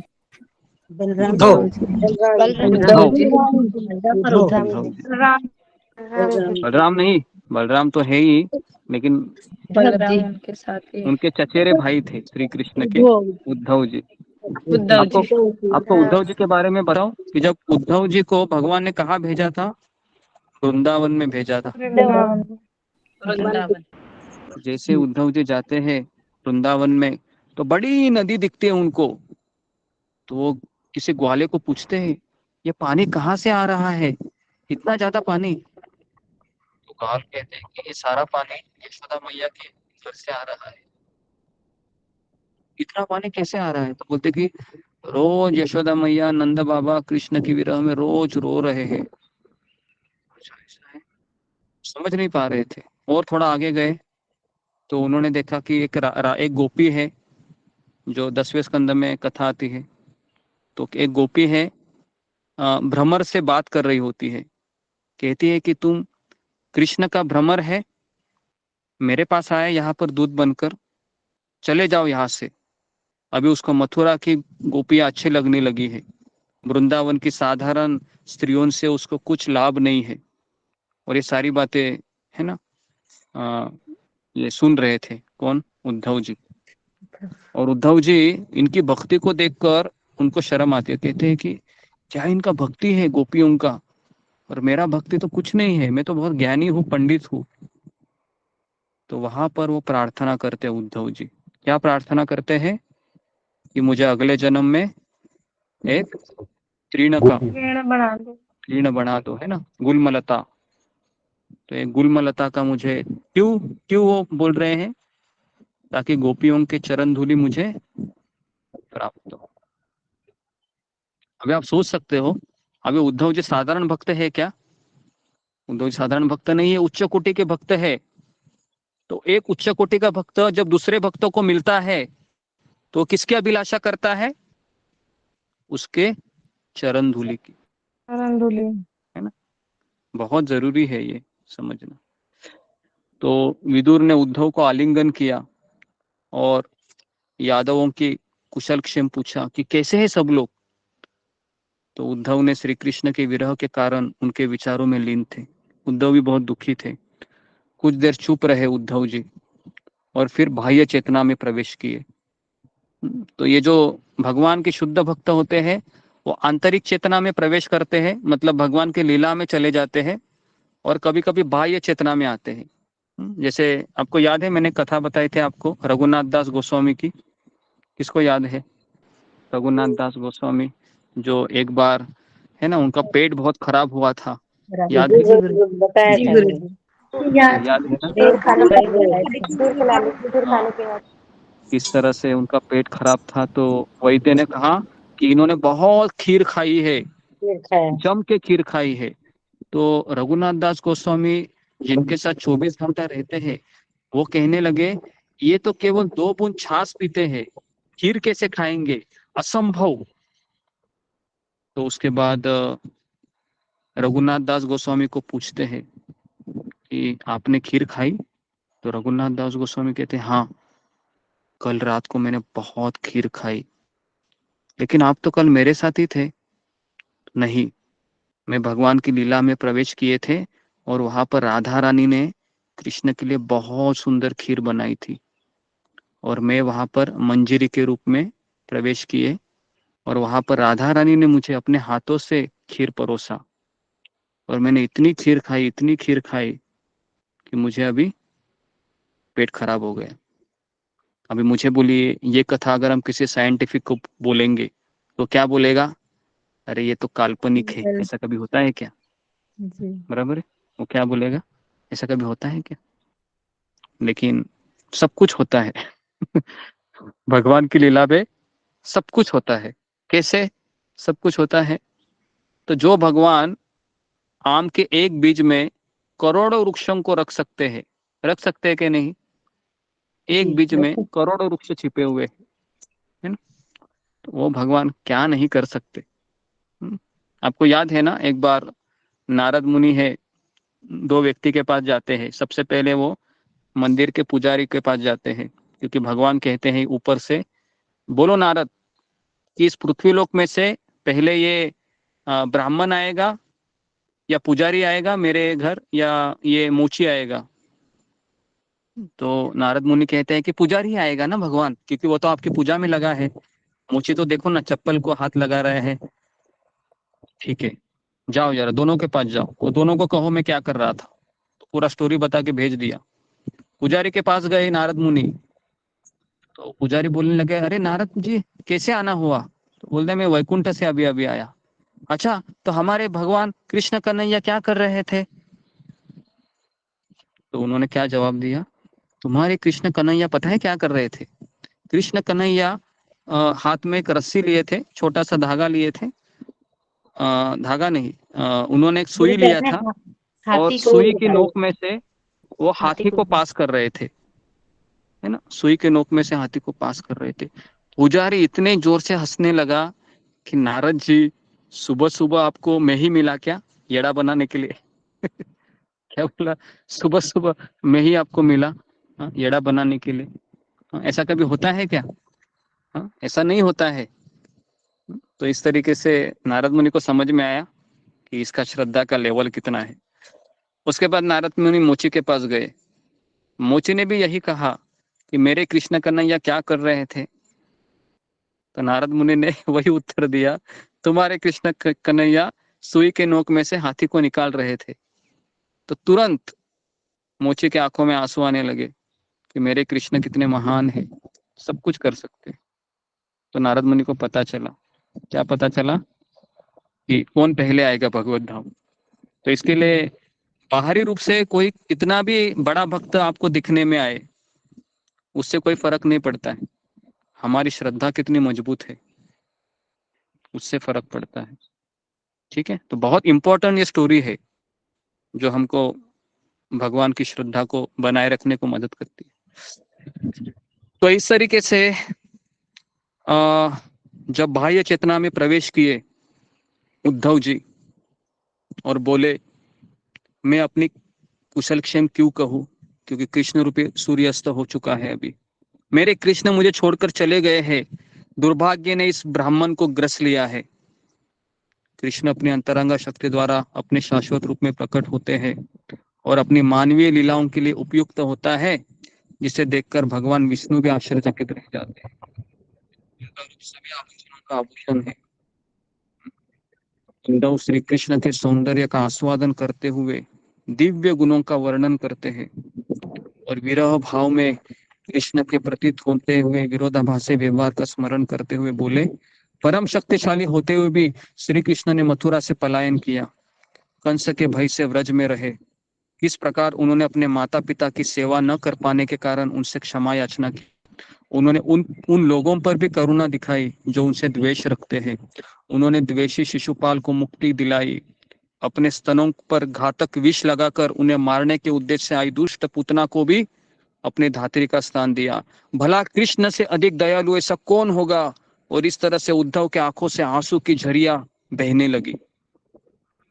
भगवान के शुद्ध भक्त हो, उनको भगवान की जो दया का जो है ना, जो भाव है, बहुत उनको अच्छा लगता है ना।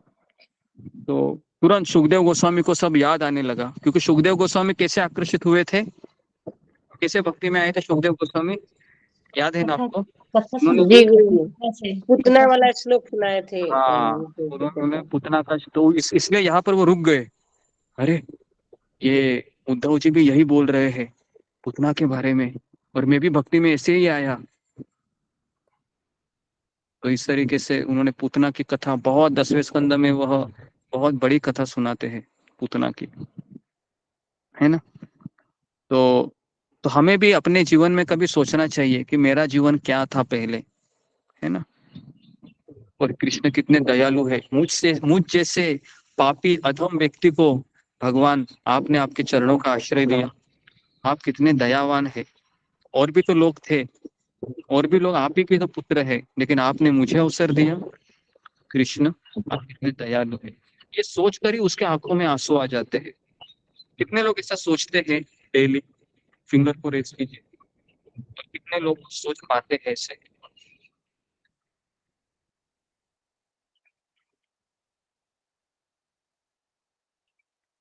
ओके जी, वेरी गुड।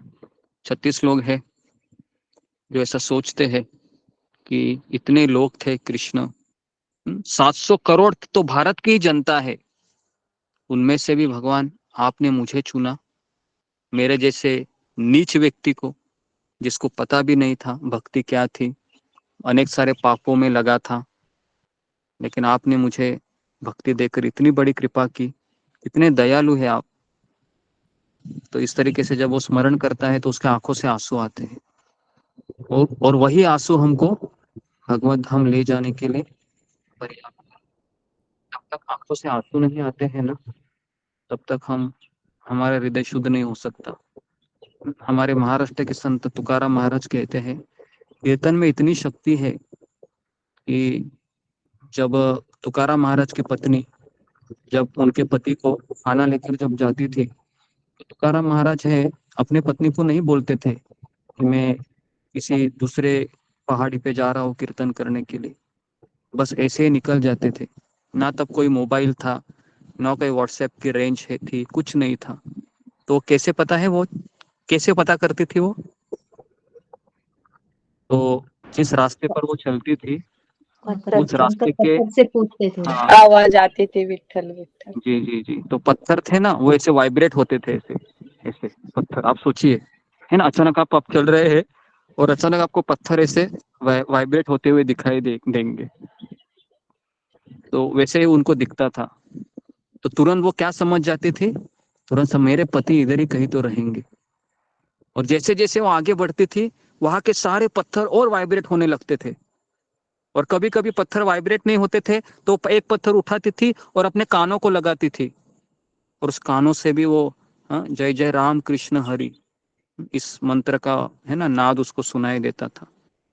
और इस तरह से वो, है ना, इतना उसका। और इतना ही नहीं, एक बार वो जा रही थी, अचानक उसके पैर में बड़ा कांटा, है ना, चुभा, और जोर से चिल्लाने लगी वो।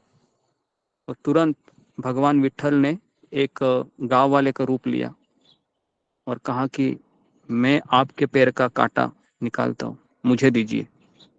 आप सोचिए, भगवान श्री कृष्ण इतने दयालु है कि जो भक्त की सेवा में लगी है, और वो भक्त नहीं है, हाँ क्या, वो उनकी पत्नी भक्त नहीं थी, वो हमेशा गाली देती थी पांडुरंग को कि ये कितना ये मेरे पूरे संसार का विध्वंस कर दिया इसने, इस पांडुरंग ने, ऐसे वो रोज गाली देती थी उसको। लेकिन उसका अपने पति के ऊपर बहुत प्रेम था, क्योंकि उनका पति भी भक्त था ना। तुकाराम महाराज जैसा पति मिलना तो कैसी स्त्री होगी वो, है ना। तो इस तरह से तुकाराम महाराज की पत्नी के पैर का काटा साक्षात भगवान विठल उसके पैर को हाथ लगा के निकालते हैं, और निकालने के बाद जब वो स्त्री इतनी धन्यवाद देती है उसको कि तुम्हारा कोटि कोटि धन्यवाद, और उसको फिर पूछती है कि आपका नाम क्या है, तो बोलता है मेरा नाम विठल है। तो इतना गुस्सा हो जाती है, बोलते कि तुमने मेरे पैर का कांटा निकाला ही क्यों, है ना। तो इतना वो गुस्सा हो जाती है, इतना उसको क्रोध था भगवान के ऊपर। कहने का तात्पर्य ये है, जो कोई भगवान के भक्त की सेवा में लगा है उसका हृदय में भगवान हमेशा रहते हैं। तो इसके लिए भगवान कृष्ण कहते हैं, जो कहता है मेरा भक्त है वो मेरा भक्त है ही नहीं, लेकिन जो कहते हैं मेरे भक्त का भक्त है वही मेरा भक्त है। तो ये हमको समझना चाहिए, भागवत का ये मेन संदेश है। इसके लिए भागवत का 7वां विषय है ईशानु कथा, भक्त की कथा। तो इस तरीके से उन्होंने उन लोगों पर भी करुणा दिखाई जो उनका द्वेष रखते थे। तो इस तरीके से उद्धव ने संक्षिप्त में कृष्ण की वृंदावन, मथुरा, द्वारका, हस्तिनापुर आदि में हुई लीलाओं का उल्लेख किया। एक भक्त श्री कृष्ण से दूर होते हुए भी उनके प्रेम भरे स्मरण एवं सेवा द्वारा उनका संग करता रहता है। तो इसके लिए परम पूज्य राधानाथ स्वामी महाराज जब अमेरिका में रह रहे थे, न्यू वृंदावन में, अपने गुरु महाराज की आज्ञा का पालन करते हुए, है ना, तो हमेशा वो वृंदावन की लीलाओं का स्मरण करते थे। हमेशा वो खाना खाने के पूर्व 30 मिनट वृंदावन की मानसिक परिक्रमा करते थे। मदन मोहन जी, जमुना जी, नंदगांव, बरसाना, गोवर्धन परिक्रमा सब वो मन से करते थे, और उसके पश्चात वो खाना खाते थे। तो ये अचानक मुझे याद आया, है ना, कि कृष्ण से दूर होते हुए भी कृष्ण का संग करना। कैसे संग कर सकते हम? उनकी कथाओं का पान करके, आस्वादन करके। तो इसके लिए विरह में किया गया स्मरण क्या करता है? मिलन का काम करता है। तो इसके लिए सबसे बड़ा भक्ति मार्ग का तात्पर्य क्या है? विरह में कृष्ण को याद करना। विरह, आंखों से आंसू कभी आता है? अभी मुझे बताइए, इस संसार में एक मैं सामान्य उदाहरण दे रहा हूं आपको। जैसे पति पत्नी जब एक साथ रहते हैं तो उनके आंखों से आंसू ज्यादा आते हैं, या जब पति है जब दूर चला जाता है तो पत्नी के आंखों से आंसू आते हैं? दूर जाने दूर जाने। मुझे ऐसा लगता है कि कलयुग में ये थोड़ा उल्टा होता होगा। हाँ? जब साथ रहने के बाद वो ज्यादा रोते होंगे, लड़ाई झगड़े होते हुए आंसू आते और हैं। दूर जाने के बाद वो ज्यादा खुद को, है ना, निश्चिंत सोचते हो, क्योंकि अभी प्रेम नहीं है ना। तो जी, तो इसलिए उद्धव आगे कहते हैं, इस संसार में अपने अवतरण के उद्देश्य को पूरा करने के बाद कृष्ण ने अपने नित्य धाम लौटने का विचार किया, किंतु उससे पहले उन्होंने अपने यदुवंश को वापस भेजने का निश्चय किया। तो भगवान की इच्छा तथा उनका वैराग्य, ये विषय सामान्य मनुष्य की बुद्धि से सदैव परे रहेंगे। तो इसके लिए हम भगवान की इच्छा को जान नहीं सकते। गीता में एक श्लोक आता है 10वें अध्याय में, न मे विदु सुरगणः प्रभवम न महर्षया। न मे विदु सुरगणः, विदु मतलब जानना, सुरगण मतलब देवी देवता, और महर्षिगण, बड़े बड़े देवी देवता महर्षिगण भी मुझे जान नहीं सकते। अहम आदिर ही देवाना, है ना, कि मैं ही देवताओं का स्वामी हूँ। तो भगवान की इच्छा के अनुसार एक समय युवा यदु राजकुमारों ने कुछ ऋषियों के साथ विनोद किया, जिसके फलस्वरूप ऋषियों ने भी उन्हें शाप दे दिया, और वर्षों बाद प्रभास क्षेत्र में मदिरापान करने हेतु उन्मत्त हो गए यदु, और परस्पर कठोर शब्द बोलकर लड़ते हुए एक दूसरे का वध करने लगे। भगवान श्री कृष्ण यह सब देखकर कुछ दूर सरस्वती नदी के तट पर एक वृक्ष के नीचे बैठ गए और उससे पूर्व द्वारका में श्री कृष्ण ने मुझे कहाँ पर जाने का उद्देश्य दिया? कहाँ भेजा उद्धव को कृष्ण ने? अरे वृंदावन नहीं, बद्रिकाश्रम। भूल गए आप? मैं जब बद्रीनाथ की यात्रा में आपको बताया था, वहां पर स्टोरी बताया था कि नहीं, कि वहां पर उद्धव जी बद्रीनाथ चले गए। वहां पर उद्धव जी का विग्रह भी है बद्रीनाथ जी के मंदिर में। तो इस तरीके से 2 प्रकार की गीता है। पता है उद्धव गीता नाम सुना है आपने? उद्धव गीता जी सुना ये है। 11वें स्कंद में है उद्धव गीता। तो उनके असहनीय विरह को पीड़ा के कारण में उनके साथ प्रभास क्षेत्र तक गया। वहां मैंने उन्हें एक छोटे वटवृक्ष के नीचे अकेला विश्राम करते पाया। सब बता रहा है कि उद्धव जी किस तरह से मुझे भगवान के विरह हुआ और मैं भगवान को ढूंढने के लिए चला गया प्रभास क्षेत्र में। वहां पर मैंने एक छोटे वटवृक्ष के नीचे भगवान को देखा, विश्राम कर रहे थे। उसी समय सौभाग्यवश मैत्रेय ऋषि भी वहां पर आ पहुंचे। तब कृष्ण ने मुझे संबोधित करते हुए कुछ कहने लगे और मैत्रेय भी ध्यान एवं विनम्रता पूर्वक सुनने लगे। कई बार अनजाने में की गई सुकृतियों के फलस्वरूप हमें महात्माओं के दर्शन एवं उनसे श्रवण का सौभाग्य मिल जाता है। तो कैसे हमें भगवान के श्रवण करने की अवसर मिलते हैं? तो कई बार हमारी सुकृतियां होती है पिछले जन्म की, तो इसलिए हम इस सत्संग पर जुड़े हैं। नहीं तो हम अनजाने में आना तो कठिन है, और सुकृतियां भी भगवान के भक्त की ही कृपा होती है ना। तो इसके लिए महात्माओं के दर्शन है ना हमें प्राप्त होते हैं। तो इसलिए हम जब तीर्थस्थली जाते हैं, जगन्नाथपुरी, वृंदावन, तो हमें वहां पर क्या करना चाहिए? हमें वहां पर श्रवण करना चाहिए, है ना। ऐसे ही हम यमुना में डुबकी लगा कर आएंगे तो हमें कुछ नहीं मिलेगा। श्री कृष्ण ने उद्धव से कहा, मैं जानता हूँ तुम्हारा हृदय मेरे संग के लिए उत्कंठित है, तुम्हारा यह अंतिम जीवन है। अश्रुपूरित नेत्रों से उद्धव बोले, हे भगवान, आप जा रहे हैं, मैं आपके चरण कमलों की सेवा के लिए आतुर हूँ। यदि आप मुझे योग्य समझते हैं तो कृपया मुझे वही ज्ञान दीजिए जो आपने ब्रह्मा जी को दिया था चतुश्लोकी भागवत के रूप में। इस प्रकार आपके उपदेशों को याद करके मैं इस संसार में रह पाऊंगा। तब कृष्ण ने उद्धव को अपनी दिव्य स्थिति और द्वारका तथा वृंदावन के भक्तों के साथ उनके व्यवहार का वह ज्ञान दिया जो उन्होंने ब्रह्मा जी को चतुश्लोकी भागवत में भी नहीं दिया। तो बड़ा टॉप ज्ञान दे दिया, चतुश्लोकी भागवतम से भी ऊपर का ज्ञान भगवान ने उद्धव जी को दिया। तत्पश्चात कृष्ण ने उद्धव को बद्रिकाश्रम जाने के लिए कहा और कृष्ण की इच्छा थी कि उद्धव मानव जाति की भावी पीढ़ियों को यह दिव्य ज्ञान देने के लिए इस संसार में ही रहे। तो भगवान ने उद्धव को क्यों नहीं लिया साथ में? क्योंकि भगवान ने उद्धव को कहा कि तुम ये ज्ञान है पूरे संसार में वितरित करो। तो इस तरीके से भगवान अपने विश्वसनीय भक्तों को मानवता के कल्याण कार्यों में संलग्न करते हैं और आज्ञाकारी भक्त भी बिना किसी संकोच के भगवान की इच्छा के अनुसार स्वयं को ढाल लेते हैं, है ना। तो कैसे हमको समझ में आएगा कि भक्त उन्नत है या नहीं? तो यहाँ पर लिखा है आज्ञाकारी भक्त, बिना किसी संकोच से। तो इसके लिए भगवान को कौन सा भक्त ज्यादा प्रिय है? जो आज्ञाकारी है ना। हाँ, तो अगर हम आज्ञाकारी नहीं है तो क्या भगवान हमसे कोई कार्य करवाएंगे? भगवान हमसे कोई कार्य नहीं करवाएंगे, है ना। तो इसके लिए हमें आज्ञाकारी बनना चाहिए। तो ज्ञान प्राप्त करने तथा देने का शिष्टाचार। तो इस तरीके से विदुर जी की सारी बातें सुनकर उद्धव कहाँ चले गए? बद्रिकाश्रम जाने को तैयार हो गए।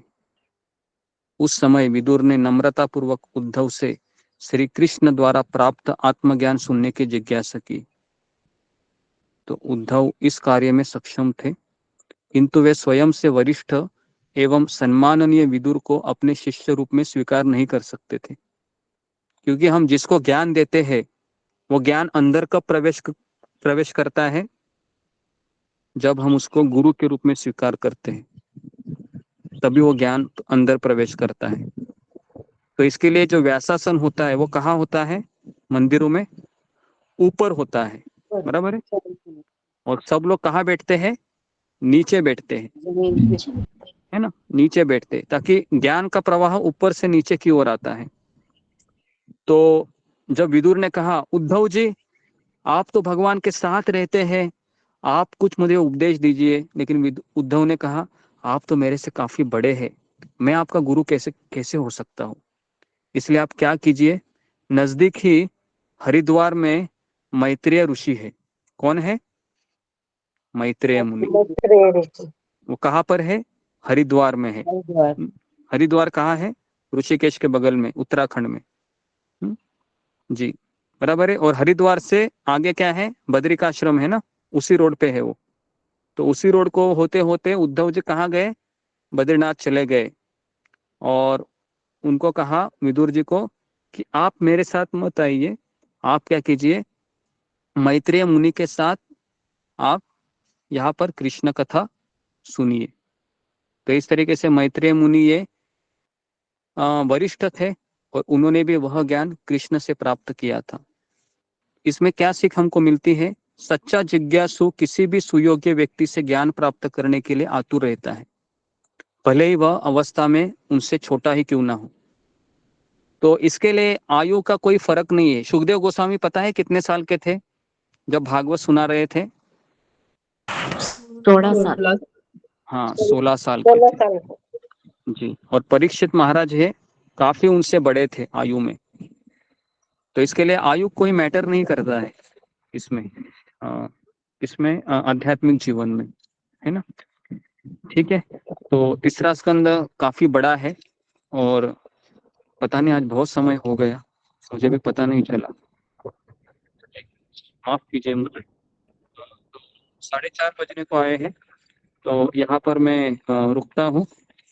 बोलने के लिए तो मैं बोलता ही रह सकता हूँ 6 बजे तक भी, 7 बजे तक। इतना यहाँ पर आनंद आ रहा है मुझे कि ऐसा को पूरा भागवत आपको बता दूं, लेकिन हमारे कुछ कार्य भी होते हैं। तो आज हम तीसरे स्कंद तक हम मध्य में आए हैं। कल हम देखेंगे भागवत के तीसरे स्कंद में कि किस तरह से मैत्रेय मुनि है यदि विदुर जी को ज्ञान देंगे। और इस तरीके से कल भी हम तीसरे स्कंद में ही गोते लगाएंगे, ऐसा लगता है मुझे। और परसों हम चौथे स्कंद में प्रवेश करेंगे। ओके, तो आशा करता हूँ कि आपको भागवत समझ में आ रही होगी। मुझे तो पता नहीं है, मैं तो बोल रहा हूँ, लेकिन कितने लोगों को समझ में आ रहा है, फिंगर को रेज कीजिए, जो भी आप सुन रहे हैं कथाओं को भागवत की। जी ओके, समझ में आ रहा है, चलो अच्छा है। 35 लोग, वेरी गुड, अच्छा है। 1 घंटा 1.5 घंटा हमारा ऐसे कथा में जाना चाहिए, है ना, ताकि हमारा मन चित्त इतना शुद्ध हो, पवित्र हो कि हम इसको याद कर सके। क्योंकि हम सब लोग एक जीवन के नए नए मोड़ से गुजर रहे हैं, किसी के भाग्य में क्या लिखा है पता नहीं है। और आज ही मैंने सुना था कि अष्टांग योगी को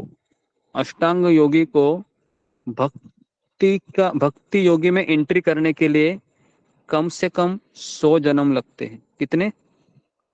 100 मनुष्य जन्म। आप सोच सकते हो कि हमको इसी जन्म में सब कुछ प्राप्त हो रहा है, सब कुछ। ऐसा कोई चीज नहीं है जो श्रील प्रभुपाद जी ने हमें नहीं दी।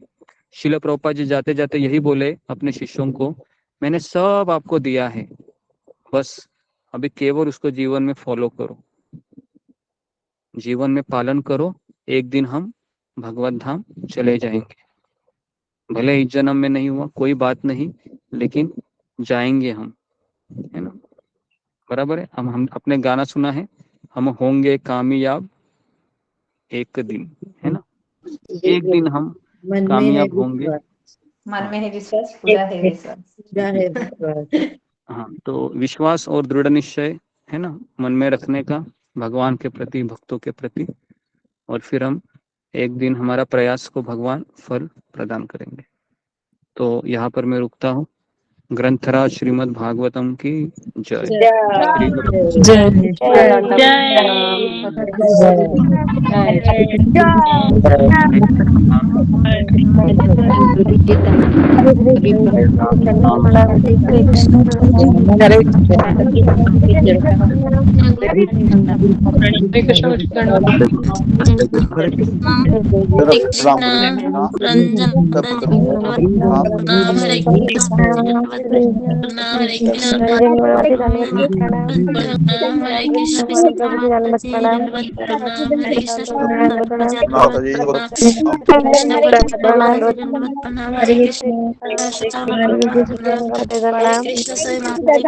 माता जी धन्यवाद प्रणाम।